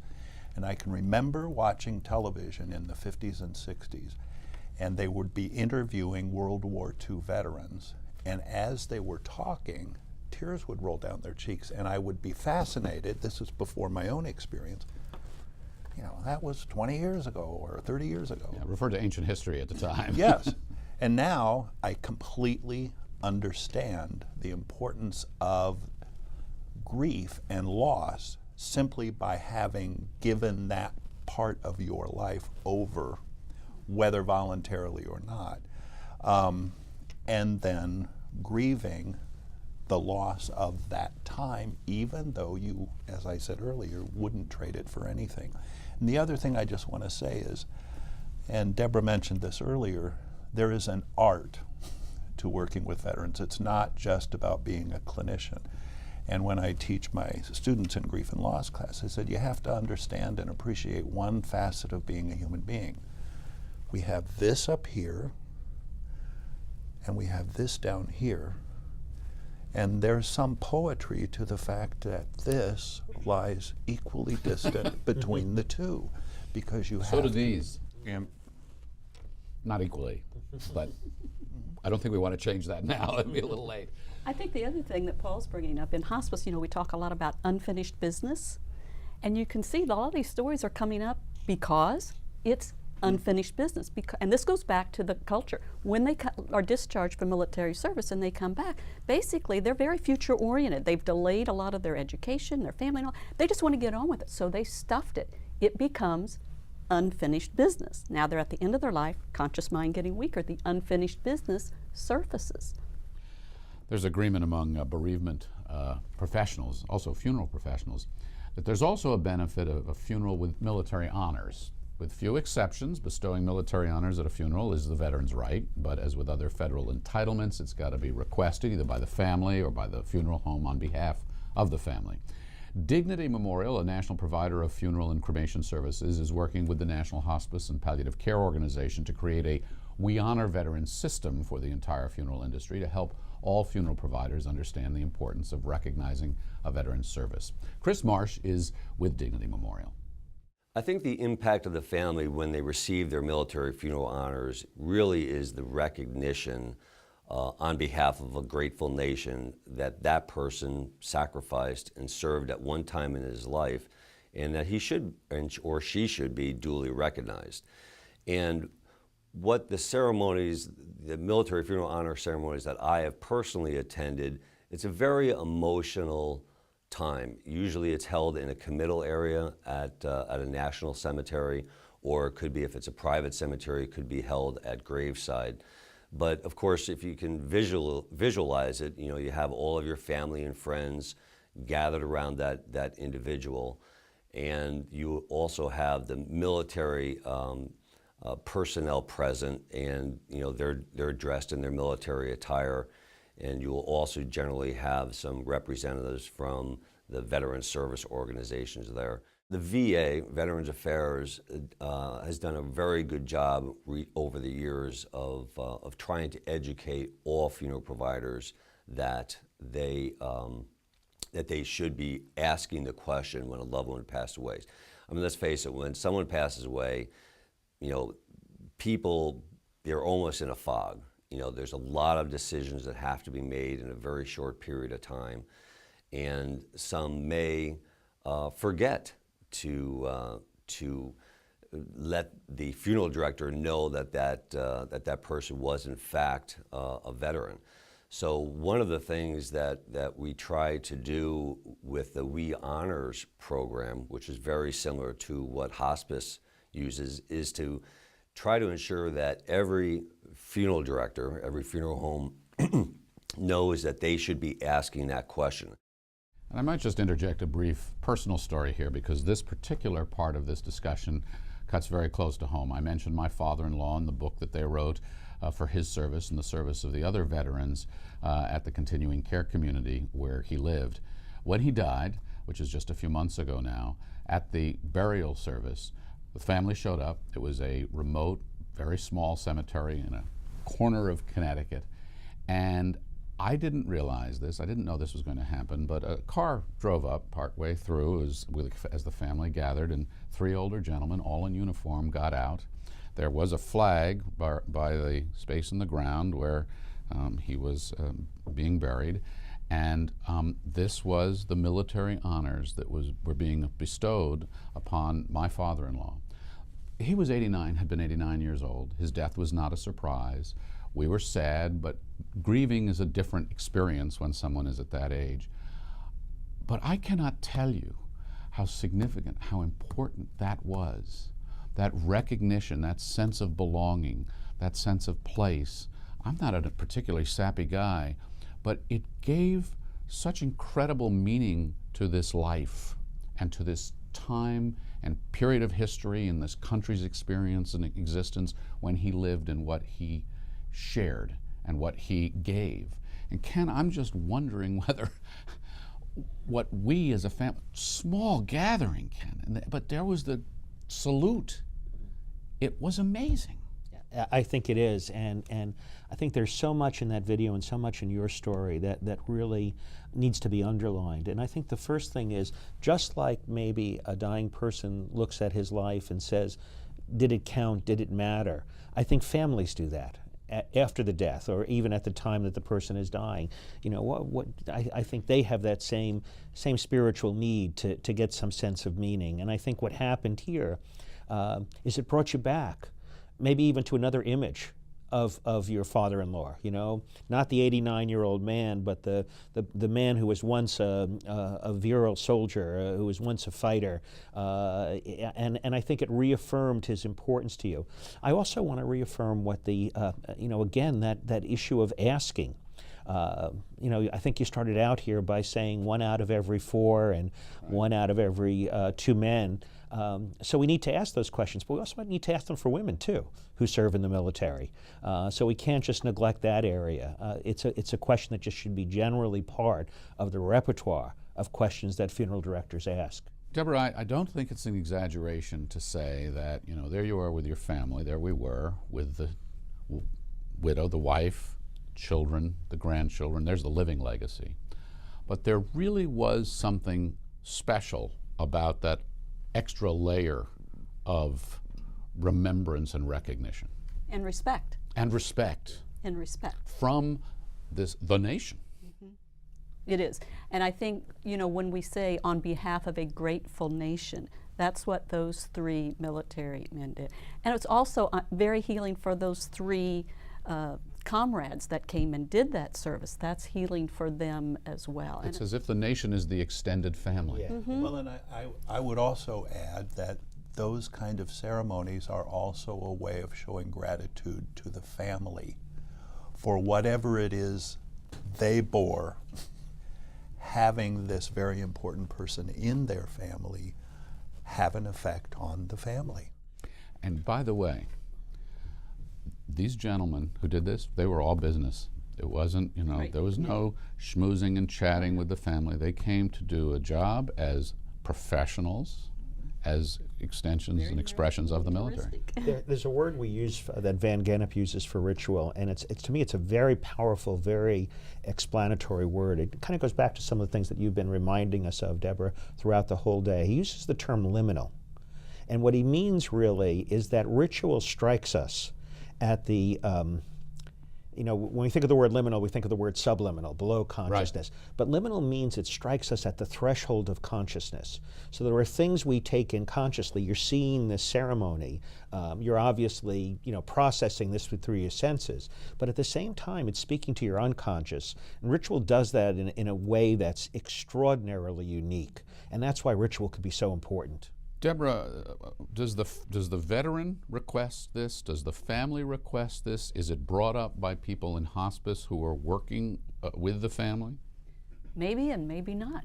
See, and that's one of the things we want to change, is so that it shouldn't be dependent on a veteran asking or a family asking or a hospice asking. We are trying to, part of this broadcast hopefully will change that, so it shouldn't be dependent on those kinds of things, shouldn't be happenstance. I also want to go back to, because Paul, I think we can't skip by what Paul said about the family impact.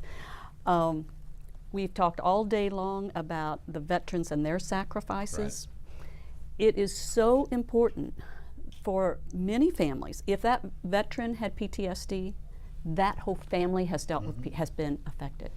If that person was a career soldier and that family may have moved and moved and moved, maybe that grown daughter now went to 8 different grade schools. If that veteran was in the VA, the whole family was in the VA with them. There you go. Absolutely. So I think it's really important that this broadcast would be incomplete if we don't really make sure that all caregivers not forget the families, and there are opportunities to gain their stories. And we actually found this little, I actually brought it, this little angel pin. And has the dress is an American flag, and we wrote a little card, and here's what the card says. When we're in these situations where we hear, because not all family members. You have this to hand. You have this. We ready have to this. go. I carry them. You know, you carry them in your pocket. So that I have them. Now I don't just give them out to everybody, because everybody's got a veteran in the family, and not all family members have made sacrifices. I certainly haven't. What's it say? But here's what it says: caregivers are important too, because we know that you have also paid a price for America's freedom. We honor you with this pin. It's our way of acknowledging the many ways that you have been impacted by the military, and also the many ways that you have provided care to our veteran. We are grateful. So if, for example, Amy, who's the CEO here of HFA, were in here, and she's the daughter of a Vietnam veteran, and some of the things I have heard her talk about, for her, I would pull this out. Paul, let me come to you with this, and this is terrific. But frequently in previous broadcasts, of these sessions that we've done, we've talked about some difficult things that people in hospice work and clinicians have to deal with. So let's do that in this context. What if you have a family where some member would be highly offended by a remembrance like this? What if you have a veteran, him or herself, who is conflicted or hostile to this idea? Well, I think it's a time for negotiation and true negotiation. The other point I would make is it's always a moment in time. The way I feel about being honored as a veteran today is much, much different than 10 years ago. Really? Absolutely. It's changed. I hid from being a veteran. And you don't today? And I don't today. Ken? I would agree. I mean, I think we have to help families to consider their options. I think the role of a good counselor is sometimes to offer alternatives, to say, have you ever considered this? Have you ever considered that? Ultimately, no ritual, it may not work for all people. And I think we have to, part of the notion is to say, well, is there a way we can do this in a way that's meaningful to you?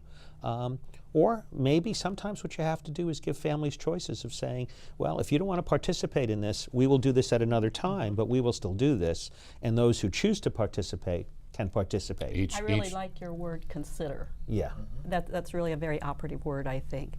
The other thing that I commonly see in practice that I think we need to discuss, sometimes you will go to pin a veteran and they will say, well, I didn't do anything or I didn't make any sacrifices. And typically what I want to do and what I used to do is basically argue with them. Basically try to convince them, oh no, yes you did. Right. Yes you did, and I see that so commonly. And I think what we have to realize that the truth is there is a range of sacrifice and not everybody sacrificed equally. So now when I'm in those situations, instead of trying to convince them, no, you made, I will say, you're right. Not everybody made the same sacrifice. Each in his or her own way. For some families, the vet's dying experience can be particularly painful, especially when there are different or complicating circumstances resulting from combat, like PTSD, or a family's anticipatory mourning because the vet survived combat unscathed only to return home to learn he or she will soon die from cancer. Samira Beckwith, CEO of Hope Healthcare Services, recalls just such a case. We had this mother of the veteran who was so angry. All she could do was focus on the anger. Well, then she had no opportunity to spend with the person.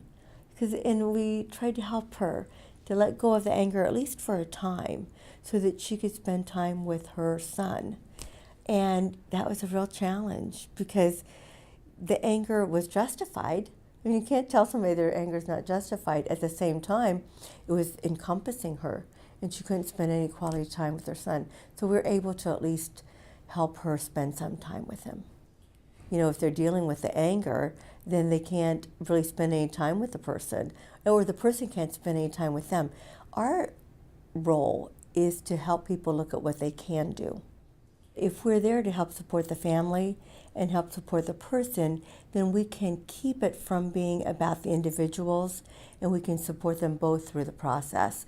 Because it's very difficult sometimes for the family to understand these negative feelings or the rage or whatever is going on for that veteran. And we want to support everybody where they are. And so that's why it's so important that we're there from the outside to help them through this process so that they're not left with that in their memory and that we weren't able to bring them together or help them with that understanding. Because we do know that what people remember lives on in their mind and their heart and how they think about the person after the person's passed away. And our goal really is to help everyone through that experience in the most positive way possible. So Paul, here we have a case of a mother who's worried day and night that her son's going to come home alive from his tour of duty. He does, only then to be stricken with cancer, and now a situation like this, which is just so painful and tragic. How does a grief counselor, really the whole team, handle such an issue when working with the patient and their family? Wow. Tough. And you have to meet that person where they are and consider their individuality and their level of tolerance for how far you want to take them, either out of what they're feeling or into a feeling. This is an exceptional situation. And I tell myself sometimes as I'm doing counseling, I ask myself two questions. Is there really a rational way that she's supposed to be feeling? What would the rational way be? Exactly. There is no rationality to something like this. Exactly. So where do you go from there, Paul? And the other part is, where is my need to help fix this? Your need as a counselor or just another human being, but it can't be focused on me. And it has to be, and I might suggest that I spend some time with her, just the two of us. Well, she's got anger issues relating to other things and these things in life can? Yes. Yeah, I think I would acknowledge, first of all, much like you talked about, that it is unfair. What Deborah talked about, that this, it's a terrible unfair thing. You've gone through 3 years, 2 years of worrying every day. He comes home, it's safe, and then boom, something else happens. So I think the first thing is just validating, acknowledging that the anger is legitimate. But then I think what I would try to do is explore, how is that anger, very much like Samara said in this, how is this anger really affecting what you're able to do now with your son, how you're able to be with your son, to really help explore with her how she's coping with that very legitimate feeling of anger, but how that is affecting the quality of interaction. Good counseling. What does she want to do? What would she like to do with this? Sometimes one of the solutions is, let's hold the anger for a while. And Deborah, what this case study really puts an exclamation point around is that this, dealing with veterans and end of life is by no means exclusively for those who are old, who are where they're supposed to be in life. And these things happen all the time. And the fact that he is younger, this death is coming out of order, this is a mother grieving a son's death, that's going to make the anger more. To me, it's not so much about helping to let the anger go. It is how can we use the anger and where can it take us? Often, anger covers up grief. My guess is that this mother is broken-hearted and she needs someone to kind of help her go into the grief part, and then she won't need the anger, because anger keeps us away from that grief. You said something that's very interesting and very important, and perhaps you could help those who are watching who may find themselves in a similar situation, because you're dealing with sort of a double-barreled hit here. Two things are fundamentally unjust and don't work, and illogical. Parents are not supposed to bury their children, and you're not supposed to survive a war to come home and die from something like this. So you're really dealing with these twin issues, are you not, in this kind of grief counseling? Absolutely. I mean, and it's not that much different. As a matter of fact, there's another layer of the people that survive the war come back and commit suicide. But in this particular case, let's stay with this for a minute. As a therapist, would you put those two unfairnesses together? Do you try to separate them out and deal with them one at a time? How do you literally engage a conversation like this? Well, I think I think you recognize that that this anger is part of their reaction to the loss, part of their grief. You give them opportunities to ventilate. I always look at it three ways. First of all, to kind of identify what's really going on here. Where is this anger based in? Then the second thing is to explore. Well, what really are the issues here? Let's explore this feeling a little bit more. And then finally, how are we going to adapt to it? How are we going to control the anger? Are we going to utilize the anger? Are we going to? How is it affecting us? So it's a kind of strategy of both validating and identifying, exploring, and then saying, well, what am I going to do with this? Paul, you mentioned suicide a moment ago, and dealing with the why of the suicides is beyond the scope of this program and a very important subject, but one for another day. But in terms of special grieving or special dealing with this especially difficult situation, what thoughts do you have, and how do you engage families and survivors on that? That's always really, really a difficult place to start. But giving them time and a safe place to talk about this, because so often in suicide, people don't know what to say, and they're often just ignored, the surviving person, and they need a voice. And counseling or therapy is an opportunity to do that. And I just want to make a point, because we've been talking a lot about PTSD, right? And I just want to make a point that it's not always PTSD. Veterans don't all have PTSD. I will say that perhaps it would be accurate to say we all have PTS. Post-traumatic stress or a post-traumatic injury, but it's not always a disabling or disability or a disorder. And so I just noticed that we kept going back to that as Sure, something that's sure. important at the end of life. And Fair enough. Ken? Um, I'm curious about this notion of unfairness and pursuing this a little bit more. Because this, again, overlaying the realities that we've discussed here today, you have a short period of time. These may be new relationships that you're establishing because people are just coming into hospice care or attention.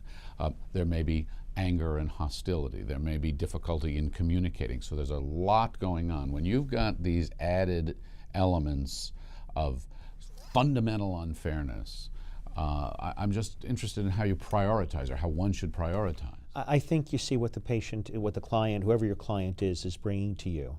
You know, I think every death situation, every grief situation has its own uniqueness. And you deal with what presents itself. You deal with what the client says, you know, this is the issue that really is gripping me, this is the issue. And then there are ways to intervene, you know. Support groups like TAPS, you know, the Tragedy Assistance Program for Survivors, which is a, you know, a military-based group. You can have, you might do, you know, one of the things that I've tried to work with a lot with clients is the use of therapeutic ritual, where you may have a ritual of reconciliation. You may have a ritual where the family does a very private ritual to express some of what they're experiencing. So there's lots of different strategies, but you always let the client decide what the issue is. Deborah, then Ken, let me ask you one last question before we wrap this segment here. In the case where, in the situations where PTSD is a factor, are there particular bereavement issues that require special care and attention? Well, sometimes, as we said earlier, the PTSD doesn't manifest itself until on the deathbed. And sometimes when we tell families, well, this is PTSD, sometimes they will be so relieved and they'll go, you know, I know he suffered from something, but I didn't know. I get it. This gives me peace because yes, now I understand. Now I understand. So they can feel very relieved. And others, I have had others go, oh my gosh, I knew something was wrong. I should have made him go to the VA to get it. I should have done this. I should. So they may feel guilty. So again, it goes back to Ken. You gotta have that full spectrum and assess. If they feel guilty, now you maybe have opened up an additional can of worms, no? You know, we can't be afraid of the truth. And I think that's where we get into trouble, are afraid of anger. So it goes back, Frank, to starting at home. If we're afraid of our own anger, when we're in the situation that Samara was talking about, we're going to want to shut that person's anger down rather than open up to it so we can get to the if we don't know how to deal with our own guilt, we always cover it up. When someone expresses guilt, we're going to want to take that guilt away. Yeah, I don't think we're opening up a can of worms as much as acknowledging that the worms are crawling around. Yeah. Yeah, I mean, because everything is magnified at this moment, and even if you don't resolve everything, you can begin a process of resolution following the death. Absolutely. I get this a lot where people say, I'm afraid I'll open up a can of worms and can't put the worms back in. And they say this to you? Oh yes, clinicians will say that. And so I say, well, first of all, why would you want to put the worms back where they were? And second of all, I say, you know, simply want to hear the veterans.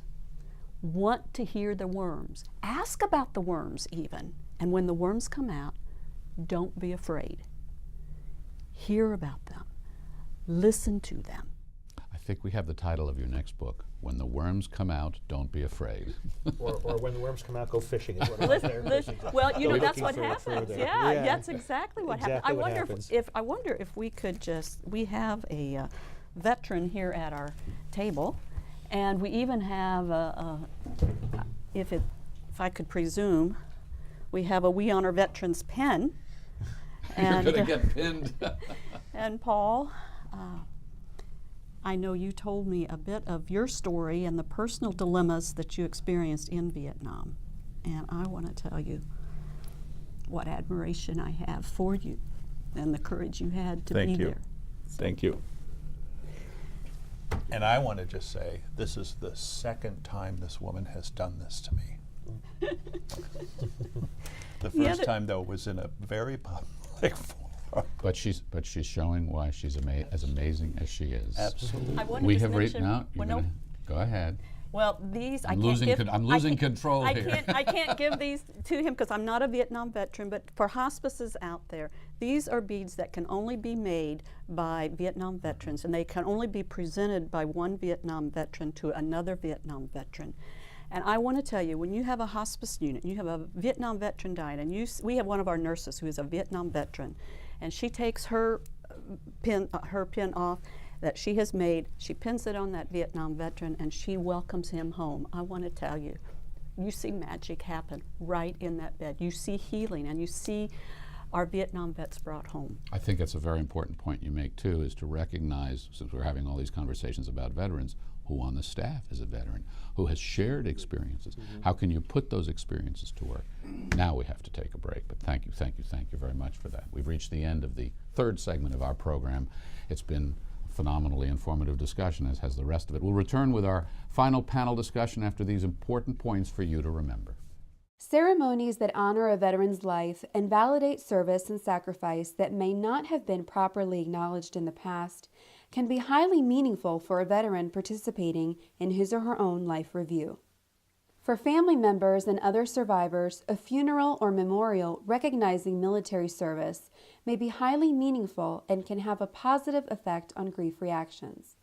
But for some veterans' families, issues such as stoicism, PTSD, need for forgiveness, and/or ineffective pain management may exacerbate grief and a sense of loss. Additionally, there may be anger when the veteran's death is the result of an accident, suicide, or unanticipated illness. Our final segment looks at collaborative partnerships that can better serve our veterans. I'm joined again by Dr. Scott Shreve, the National Director of the VA's Hospice and Palliative Care Program, Deborah Grassman, author, nurse practitioner, retired from the VA, and Ken Doka, a professor of gerontology. Thanks again. Welcome back. Good to be back. Many providers are participating in We Honor Veterans, a VA program administered by the National Hospice and Palliative Care Organization. We Honor Veterans sets up a grading system recognizing a provider for its ability and preparation to care for veterans. Here is NHPCO President and CEO Don Schumacher. This is almost like this little secret treasure trove of info that's attached to this veteran that, not that we weren't asking, but I don't think we were asking about enough. And helping programs now develop the appropriate way to do the outreach, develop the checklists, and put together a very concerted effort to draw that information out of that veteran, and ultimately as the family members as well. It's made a significant difference. I would bet if you talk to hospice providers, nobody would be saying this was difficult or onerous. Deborah, I think for some people watching, they may be wondering, okay, fine, how can I develop a partnership like this? What should it look like? What's the first step? Who do I reach out to? Well, NHPCO has made it really easy because they have formalized this program. They've got a great website. So the very first step would be to access that. Actually, I'm going to take that back. Even before that, they have to value veterans. To even know that there's a need to do that. And I can tell you, I am so proud of community hospices and what they have done with it. I can't tell you how proud I am. At the same time, there are a few who will still tell me, we don't take care of veterans, we don't need to know this, and we're not going to participate. And so if there's not that value, if they don't understand the distinctions that yes, veterans have the same needs as others, they die the same, and they die differently. And what comes from the partnership, and what should the partnership look like? Well, I think the partnership, the community hospice people have to have one person really steeped in veteran knowledge and veteran care and being good liaison to be able to do that outreach. So the first thing is to get the knowledge. The We Honor Veterans program has a 4-star tier that really kind of outlines this very process for that. But it really starts there, I believe. And the other really neat thing that I have seen is it creates a lot of energy and a lot of ideas for how to promote not just veteran but hospice care. It becomes very visible in the community at large. Who pays? Yeah, really, there isn't any payment. And I wanted to speak for the Department of Veterans Affairs. You introduced me as the National Director of VA's Hospice and Palliative Care Program. Well, if the majority of veterans are being cared for in the community, to do my job right, it's not just taking care of enrolled veterans, it's taking care of all veterans. And the way VA was able to leverage this is to say, and we're so grateful for the National Hospice and Palliative Care Organization, is to say this program has to be open to anyone. Whether you're an NHPCO member or not, we have to make all the resources that VA developed. We paid for them with our tax dollars. There's no copyright. So if we develop a curriculum, which we've developed 3, they're available for the entire hospice community. And who pays for hospice care for veterans? Oh, for veterans, well, that's twofold in large part. I'll just kind of simplify it. I mean, the Medicare hospice benefit is a big one, and then VA may be paying or providing for it. And if there are veteran-specific issues, such as PTSD, does that change the equation in terms of payment? I don't think so, really, no. And the one qualifying thing I'll mention is if a veteran is out in the community, dually eligible, getting care from the VA and through their Medicare benefit. Many veterans are dually eligible. Just because a veteran elects the Medicare hospice benefit doesn't mean they give up any of their veterans' benefits. Where do you want to see the relationship between hospices and the VA go? Yeah. Where can it grow to? What are your aspirations for this? Yeah, we have about a little over 1,600 community hospices who've made a commitment to We Honor Veterans, and I think Ken was kind of summarizing this very well. If you ask, are you a veteran, you better know what to do with the answer. That's first off. You start using the military history checklist, you train your staff on how to deal with PTSD and other veteran, perhaps somewhat unique aspects of caring for them. Where we want it to go is to be more than 1,600. You showed a video from Dignity Memorial. Right. We've been contacted by Walmart. How is Walmart going to participate in We Honor Veterans? I don't know the answer, but corporations and others are starting to change the culture of our society to honoring veterans who served, especially at end of life. My personal goal, let's get this 1,600 number up closer to 3,000, 4,000 of the community hospices. But I'll just add one last point. I believe many of the community hospices, when they first hear about working with VA, it's, I want more referrals. Ken, I'm very interested in your thoughts on something that Scott just said, which is changing the culture and how we care for our veterans, including the end of life. You seeing that? Have you been seeing that? In the community, I've seen a growing awareness, but I've also seen other organizations that still are blind to recognize this. So I'm hearing yeah, you say we have a distance to go on. We have a distance to go. As a matter of fact, the other day I just sent an email to a site coordinator who said, I don't know, we usually participate in your program, in a New York City-based organization. We don't normally participate in your program. We normally participate in your program, but we really don't have, this is not a big issue for us. And I wrote back and I said, you ought to look at the stats on this. You ought to rethink it. But obviously you have a program that's not asking those questions. And I think if they asked those questions, they would first of all be surprised by the answers they are just very likely to get based on the statistics. So, I think we're moving, we're changing, but we've still got a distance to go. So, Deborah, with that distance to go, if it proceeds, what changes? How does this enhance what hospice and others are already doing? Well, one example I can give that I would love to see hospices do, because I think they are poised for this. They already are great at memorial services. They're great at providing bereavement care. We've been talking all day about how veterans, combat veterans, often have survivor's guilt. Right. When they were on the battlefield, they did not get to grieve their fallen comrades. That gets stuffed, and now they come to the end of their life.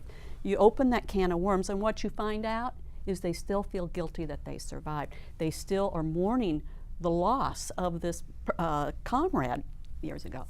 One of the things that I've been doing is helping hospices, like at state veterans homes and those kinds of things, actually do a memorial program just for combat veterans to grieve their fallen combat veterans. So you're helping them build a program that they would put together where members of the hospice community would come together and remember those comrades from 10, 20, 30, 50 years ago. That they never got to grieve. When you're on a battlefield, you don't have time to let down and grieve. And you just suck it up and you just keep going. Now here it is decades later. And I think hospices would be a fairly easy project to do and to get it out into the community to say, we are going to hold a memorial service for our combat veterans and others who served in dangerous duty assignment. That's the other thing. I think it's important when we talk about combat veterans and we isolate them in this box. Right. There are many non-combat veterans who served in very dangerous duty assignments that suffer these same things we're talking about. So rather than calling them combat veterans, I tend to use more the term, have you ever served in a dangerous duty assignment? I think there's something that's very important, and maybe you want to talk about this because it's another form of survivor's guilt. You're the cook. And somehow, and you have friends and they don't make it, and you feel, well, I didn't somehow, you got to deal with that too. You were serving your country, and you were there, and you were in combat in your own way. Isn't that an issue as well? I think Deborah hit right on it. There's no less intense, could be no less debilitating, and I think we need to work with them and walk with them. There's a phrase in the military that says, "Some gave all gave some." So when I'm in those situations, I was just a cook or what have you, that's when a lot of times I will say, you're right. You didn't give all the way some of your comrades had to do when they died, but you gave some, and I want to thank you for that some.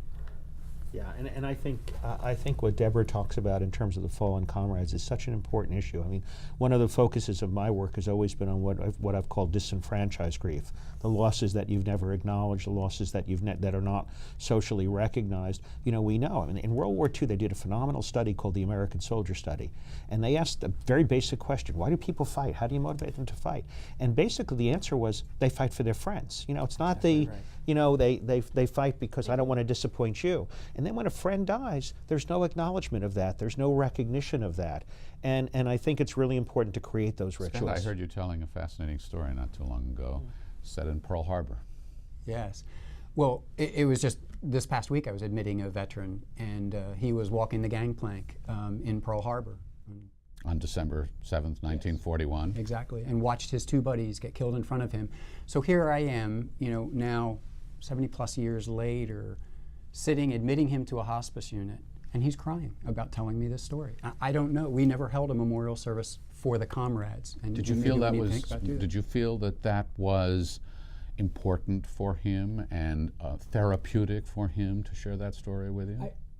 I'd like to believe that. I don't know that I can say for sure. But he felt comfortable enough, at least, in sharing the tears with us. And he was actually trying to apologize the whole time. I'm sorry for breaking down. I'm sorry for breaking down. It's okay. To understand the impact of We Honor Veterans for Hospice, we spoke with Trey Wade of HCI Care Services in Des Moines. Well, I think, it's great outreach. I mean, we go to our VA system, we go to our folks who are in the community. I mean, everyone wants to obviously honor and make sure they're giving the best in care to those who have given up so much for our country. And so when we can go out and we can say, we do have this expertise, we do have this program, we have really looked at this population, and we don't make assumptions. It's not like, every veteran that comes through the door, we're assuming that they were in combat or they have post-traumatic stress or they have these, emotional baggage and this emotional issues. It's just more about, we do have some expertise. We have taken the time to really try to educate our staff, to educate our veteran volunteers, to make sure that we're giving them the best support and the best services. And I think that's a selling point itself, as far as, if you have people who are looking to refer a veteran, they know that we've went the extra mile. So there are really two things that are going on here. The first is the altruistic piece, that these hospices are truly serving veterans and their families in a competent and caring way. The second is, and there seems to be no denying this, that this could be good for business. Deborah, I'm wondering if you could comment on that aspect, that doing good in this case, serving people well, can also be good for the business model. Absolutely. Well, I mean, talk about outreaching and visibility in the community, something that everyone can easily rally around, because we do love our veterans. We really do. Again, staff satisfaction. What I'm finding is that when staff get excited about this, and they often do, their morale goes up. They give better care. So I mean, on the customer end and on the in side of the business, it's helpful. And Scott, I want to ask you something about what we just heard from Mr. Wade here. Very important point. Don't assume that everybody walking through the door is carrying this emotional baggage. We've spent a lot of time talking about that today, because it's a very significant issue, but it's not universal. Definitely not. But the qualification is, don't forget about the non-veteran who may also have PTSD or other traumatic life experience. So I think there's lessons that carry over beyond veterans. Yeah, and that's the point that I was going to make too, that I think as you serve that population, as you gain expertise in that population, it has applicability to other populations that you're going to serve. It makes you a better hospice. It makes you a better palliative care organization. You can deal with the issues of first responders who also may be later on dying. You can deal with issues of people who are, You don't have to be in the military just to be stoic.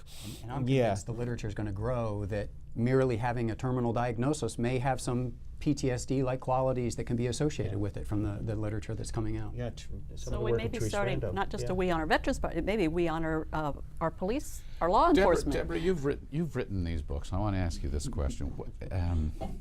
What would you say is the most important life lesson you have learned personally from working with the veteran community? I don't even think I can answer that question with words. It's changed who I am as I have witnessed what they have gone through. I didn't witness what they went through. I hear the stories decades later, and the suffering that the aftermath created. And then the honesty and the humility and the courage that they have to live and grow through those experiences. And to pass that down to their children and their grandchildren. And to me. And to me, I mean, what a gift it has been, life-changing for me. So in a positive way. Oh, absolutely. I would agree, and I think what it also reinforces is the individuality of everyone's experience. You know, and I think it's really important today what we've done in terms of talking about the issues of veterans, but in that we cannot lose the experience of the individual veteran, of recognizing the uniqueness of each person's experience, whether they served in combat or not, whether they served on the home front, the rear, in combat, you know, just to acknowledge, not to lose that individual, even in our recognition, our valued recognition of veterans. Deborah said it best, but nothing could be more fulfilling than the work that we do. I'm convinced of that. The term I've seen in the literature that perhaps gets a little bit close to it is vicarious post-traumatic growth. And by us vicariously hearing and seeing the healing in front of us, I believe we're better people because of it. What's the most significant challenge then, do you think, that people in hospice care, clinicians, maybe families, although that's a separate issue and not today's audience, face in trying to do this work? Stereotypes going in, fearfulness of I'm not capable of dealing with what that person might share with me, all of those insecurities that go with it. What about after watching a program like this and participating in a program like this, somebody says, oh my God, I was never a veteran. I'm never going to be able to connect with these folks. I couldn't possibly know what they have been through. I'm not Neither, none of us have been either. And I think the question is, you know, just ask and just listen. Let them teach us. Yeah, for sure. Let them teach us. The other thing I think combat veterans have to teach us is when they go into combat, they have to fill out advanced directives. They have faced death before at a young age. They can show us how to do this dying thing also. And one of the things, you know, we talked earlier about trust, building trust and being able to build it quickly. One of the things that I think we sometimes make the mistake of in hospice and palliative care is we can go in with a patient and we try to kind of minimize, hospice and dying stuff. And with our veterans, a lot of, especially a combat veteran, especially one with PTSD that doesn't trust easily, you can't sugarcoat that death thing. You got to be honest. And when they say, gosh, this is really bad, I'm going to die here, you can't just say, oh, no, we're going to do this and we're going to do this, we're going to do this. So I think our veterans have a lot to teach us as a hospice community about how to have these conversations. Well, let me then turn that question on you. Veterans have a lot to teach the hospice community. What does the VA have to learn from the hospice community? Wow, a lot. We have legislative authority that is very circumscribed. It doesn't allow us to provide much bereavement care, quite frankly. And so we're not by law allowed to provide bereavement care, and we really look to our partners to provide that. And I say that, not because we haven't tried to ask for that legislative authority, but some congressman has to pick it up and insert it into a bill, and it has to become law. So we really value the bereavement support services from the community hospices. You need hospice. Oh, clearly. And just to go back, we've really expanded our inpatient capacity, and half of the veterans that die in our inpatient facilities have no spouse. They may not have a caregiver at home. Those community hospices, they have limited options sometimes as to what to do in the home. You have a veteran living alone in the home, declining and dying. That's a hard last few weeks. And to know that you can link up with a VA facility who probably has an inpatient unit, has a whole team waiting there to provide care at their most vulnerable time, I think it's the perfect marriage of resources for the veteran. I would agree. I mean, I don't know that there's much I can add. I think these collaborative partnerships start by really asking that question. What can we offer you? What can you offer us? And what I would recommend to hospices is and one of the things as we do these programs is we recommend local panels, that this is a great place to start that dialogue. Well, I want to pick up on that theme, because while our goal is to improve health care for veterans, and we've talked a lot about that, and care at end of life for veterans, there are no questions that others are going to benefit as well. Here again is Hospice CEO Samara Beckwith. I believe that what we're learning from caring for veterans is really an opportunity to learn how to better care for all people, because what we've learned is that listening is so very important, and listening when people are ready to talk. And when I've actually sat with veterans, and instead of asking questions, really being there, letting them know that I'm willing to listen, and asking a few questions, but just sitting and as they talk, reflecting back, and in a way communicating that I'm there with them, and the fact that I'm willing to listen, they will open up and talk. And I believe that most people will. It's when we come in and just kind of tell people what they need, tell people what they should talk about. Really, that is when I believe people quit talking. Samara Beckwith addressed the psychosocial aspect of things.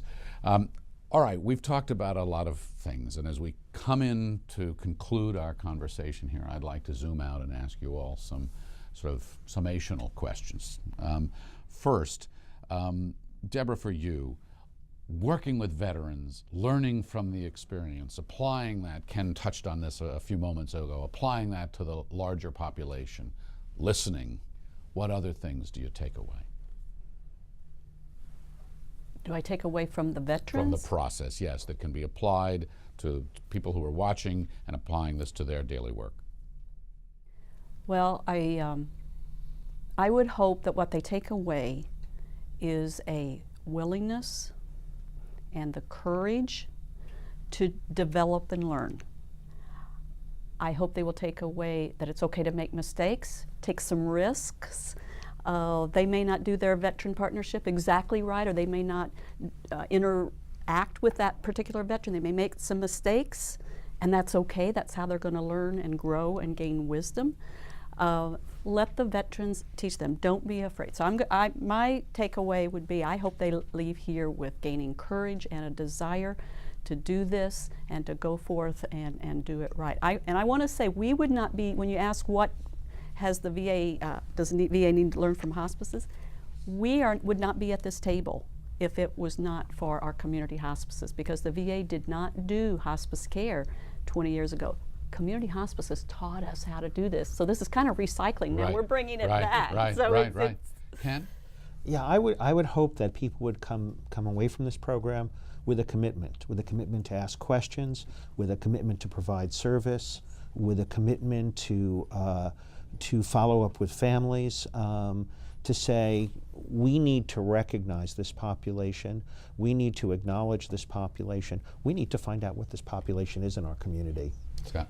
I'm the concrete thinker, the organizational guy, if you will, in the group. Somebody's got to be, right? Yeah, right. The rubber meets the road. So 2 things. One, there's 50 states. There's 50 state hospice organizations. If the leadership in state hospice organizations said, we are going to make a commitment with all of our members to care for veterans and to know better how to care for veterans, We Honor Veterans would take off like wildfire. The second part is I was participating with the Centers for Medicare and Medicaid, and they're developing quality measures to measure the quality of hospice care. Only one cohort population, when they asked, are there any special populations we should be asking about at end of life with hospice care? And only one cohort population was mentioned, veterans. We need to ask some veteran-specific questions because it's such a big part of our society. One of the things that struck me in this conversation throughout the day is this idea of learning about the life history of the patient and understanding that being a Vietnam veteran is going to be distinct from being a World War II veteran, is distinct from being an Iraq, Afghanistan war veteran. But the idea of sort of plunging into that life story of the patient, that's going to apply, it would seem to me, to anybody that you're talking to. I mean, one of the things that one of the things that I think we need to become more sensitive to generally, and this is just one example of that, is the whole issue of I always say to our gerontology students, with each new cohort, with each new generation, we have to reinvent systems of care. Caring for the baby boomers is going to be different than caring for the GI generation. Caring for the millennials is going to be different from caring for the baby boom. Each generation, whether they served in the military or didn't serve, again, this is part of that applicability, brings different things to the table. But what do you mean by that specifically? So how would serving the baby boom be different than their parents? If a doctor told my father to take this medication at 8 o'clock at night, my father would be looking at his watch, and when the dial hit 8, he'd be taking the medication. I'm a baby boomer. I want to know why. I want to know what it is. I'm going to check it out on the internet. It's just each generation has their own experiences, their own characteristics. Now, a subcategory of each generation is, of course, the military experiences of that generation. So I think we do have to look at that, and I think we have to be sensitive to constantly redesigning our care as we face the different life experiences of different cohorts, different groups of people. Are clinicians sufficiently aware of these generational differences? I don't think so, not yet. But I think it's as they are experiencing You agree with him, by the way? Oh, absolutely. Yeah, I do. I've heard Don Schumacher say with the millennials, they're going to have a death frappuccino. so it's going to be... So the bromide cocktail. Exactly. Yeah, but I'm going to have him hold the caramel because I'm watching my calories. There you go. I want to let each of you share your sort of closing and concluding thoughts from today's conversation, which has been emotional, personal, patriotic, clinical, everything. It's been an astonishing conversation. Deborah, why don't you go first?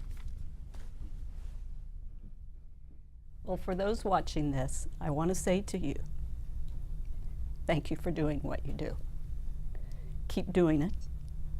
There's going to be times when you lose heart, and that's okay. Reach out and get help when you lose heart, and do it anyway. Some of these veterans can be difficult. You are their last chance for healing before they leave their earthly journey. Don't abandon them. What we are talking about here is worth learning about. It will probably pain you some and take you into some dark places you may not want to go into. Go there anyway, because the result will be not only will you be able to inhabit yourself more completely, but so will that veteran. You will create space so that veteran can feel safe with you. Go out there and create safe spaces. Be a safe space for these veterans so they can come home. I don't think I can say anything more eloquently than Deborah has said on that. I think the key issue is care. Ask, listen, care. To me, the Department of Veterans Affairs is a different place than it was 10 years ago in terms of end-of-life care. And for the audience, we are so grateful that the Hospice Foundation of America agreed to have this program, but it all boils down to that local relationship with a local VA medical center, and I really want to do everything I can in my half-time national director job to say, let's solve the problems locally. Let's build relationships there at the local VA or community-based outpatient clinic level to serve the veteran. And if we keep the veteran and their family at the centerpiece, it'll all fall into line. A few years ago, I did a program for public television called The Cost of War. And as part of that, I spent an evening with a group of wounded veterans. They were at Walter Reed, and they were able to come out to a restaurant nearby and gather every Friday night. They did this, and they let me in with a camera.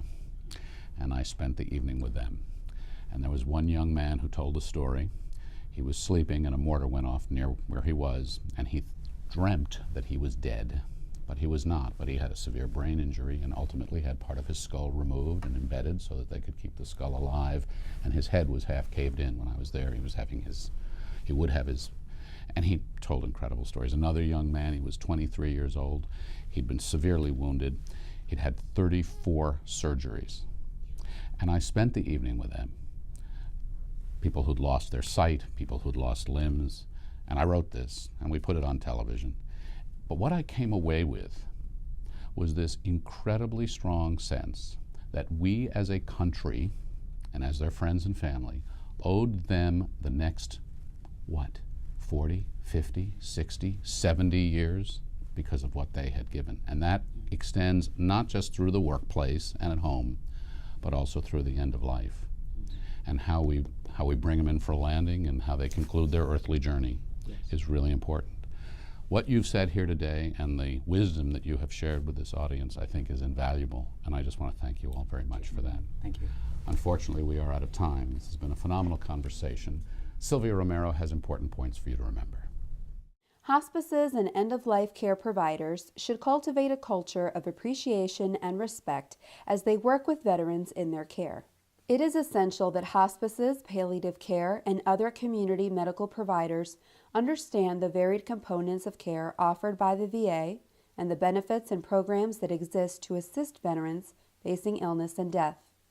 Community providers can improve care by collaborating with the VA and local veteran organizations. Hospices and other palliative and end-of-life organizations should recognize that the lessons learned in caring for veterans may also enhance care of other patient populations, such as traumatized individuals, law enforcement personnel, and other first responders. Once again, I'd like to thank our panelists for their important and personal contributions to this interesting and very timely program. In a moment, Sylvia Romero will have instructions for continuing education credit. But first, I'd like to take a moment to thank our sponsors, the Foundation for End-of-Life Care, Dignity Memorial Funeral Providers, and ExxonMobil. Your support made this program possible. Now, here are your CE instructions.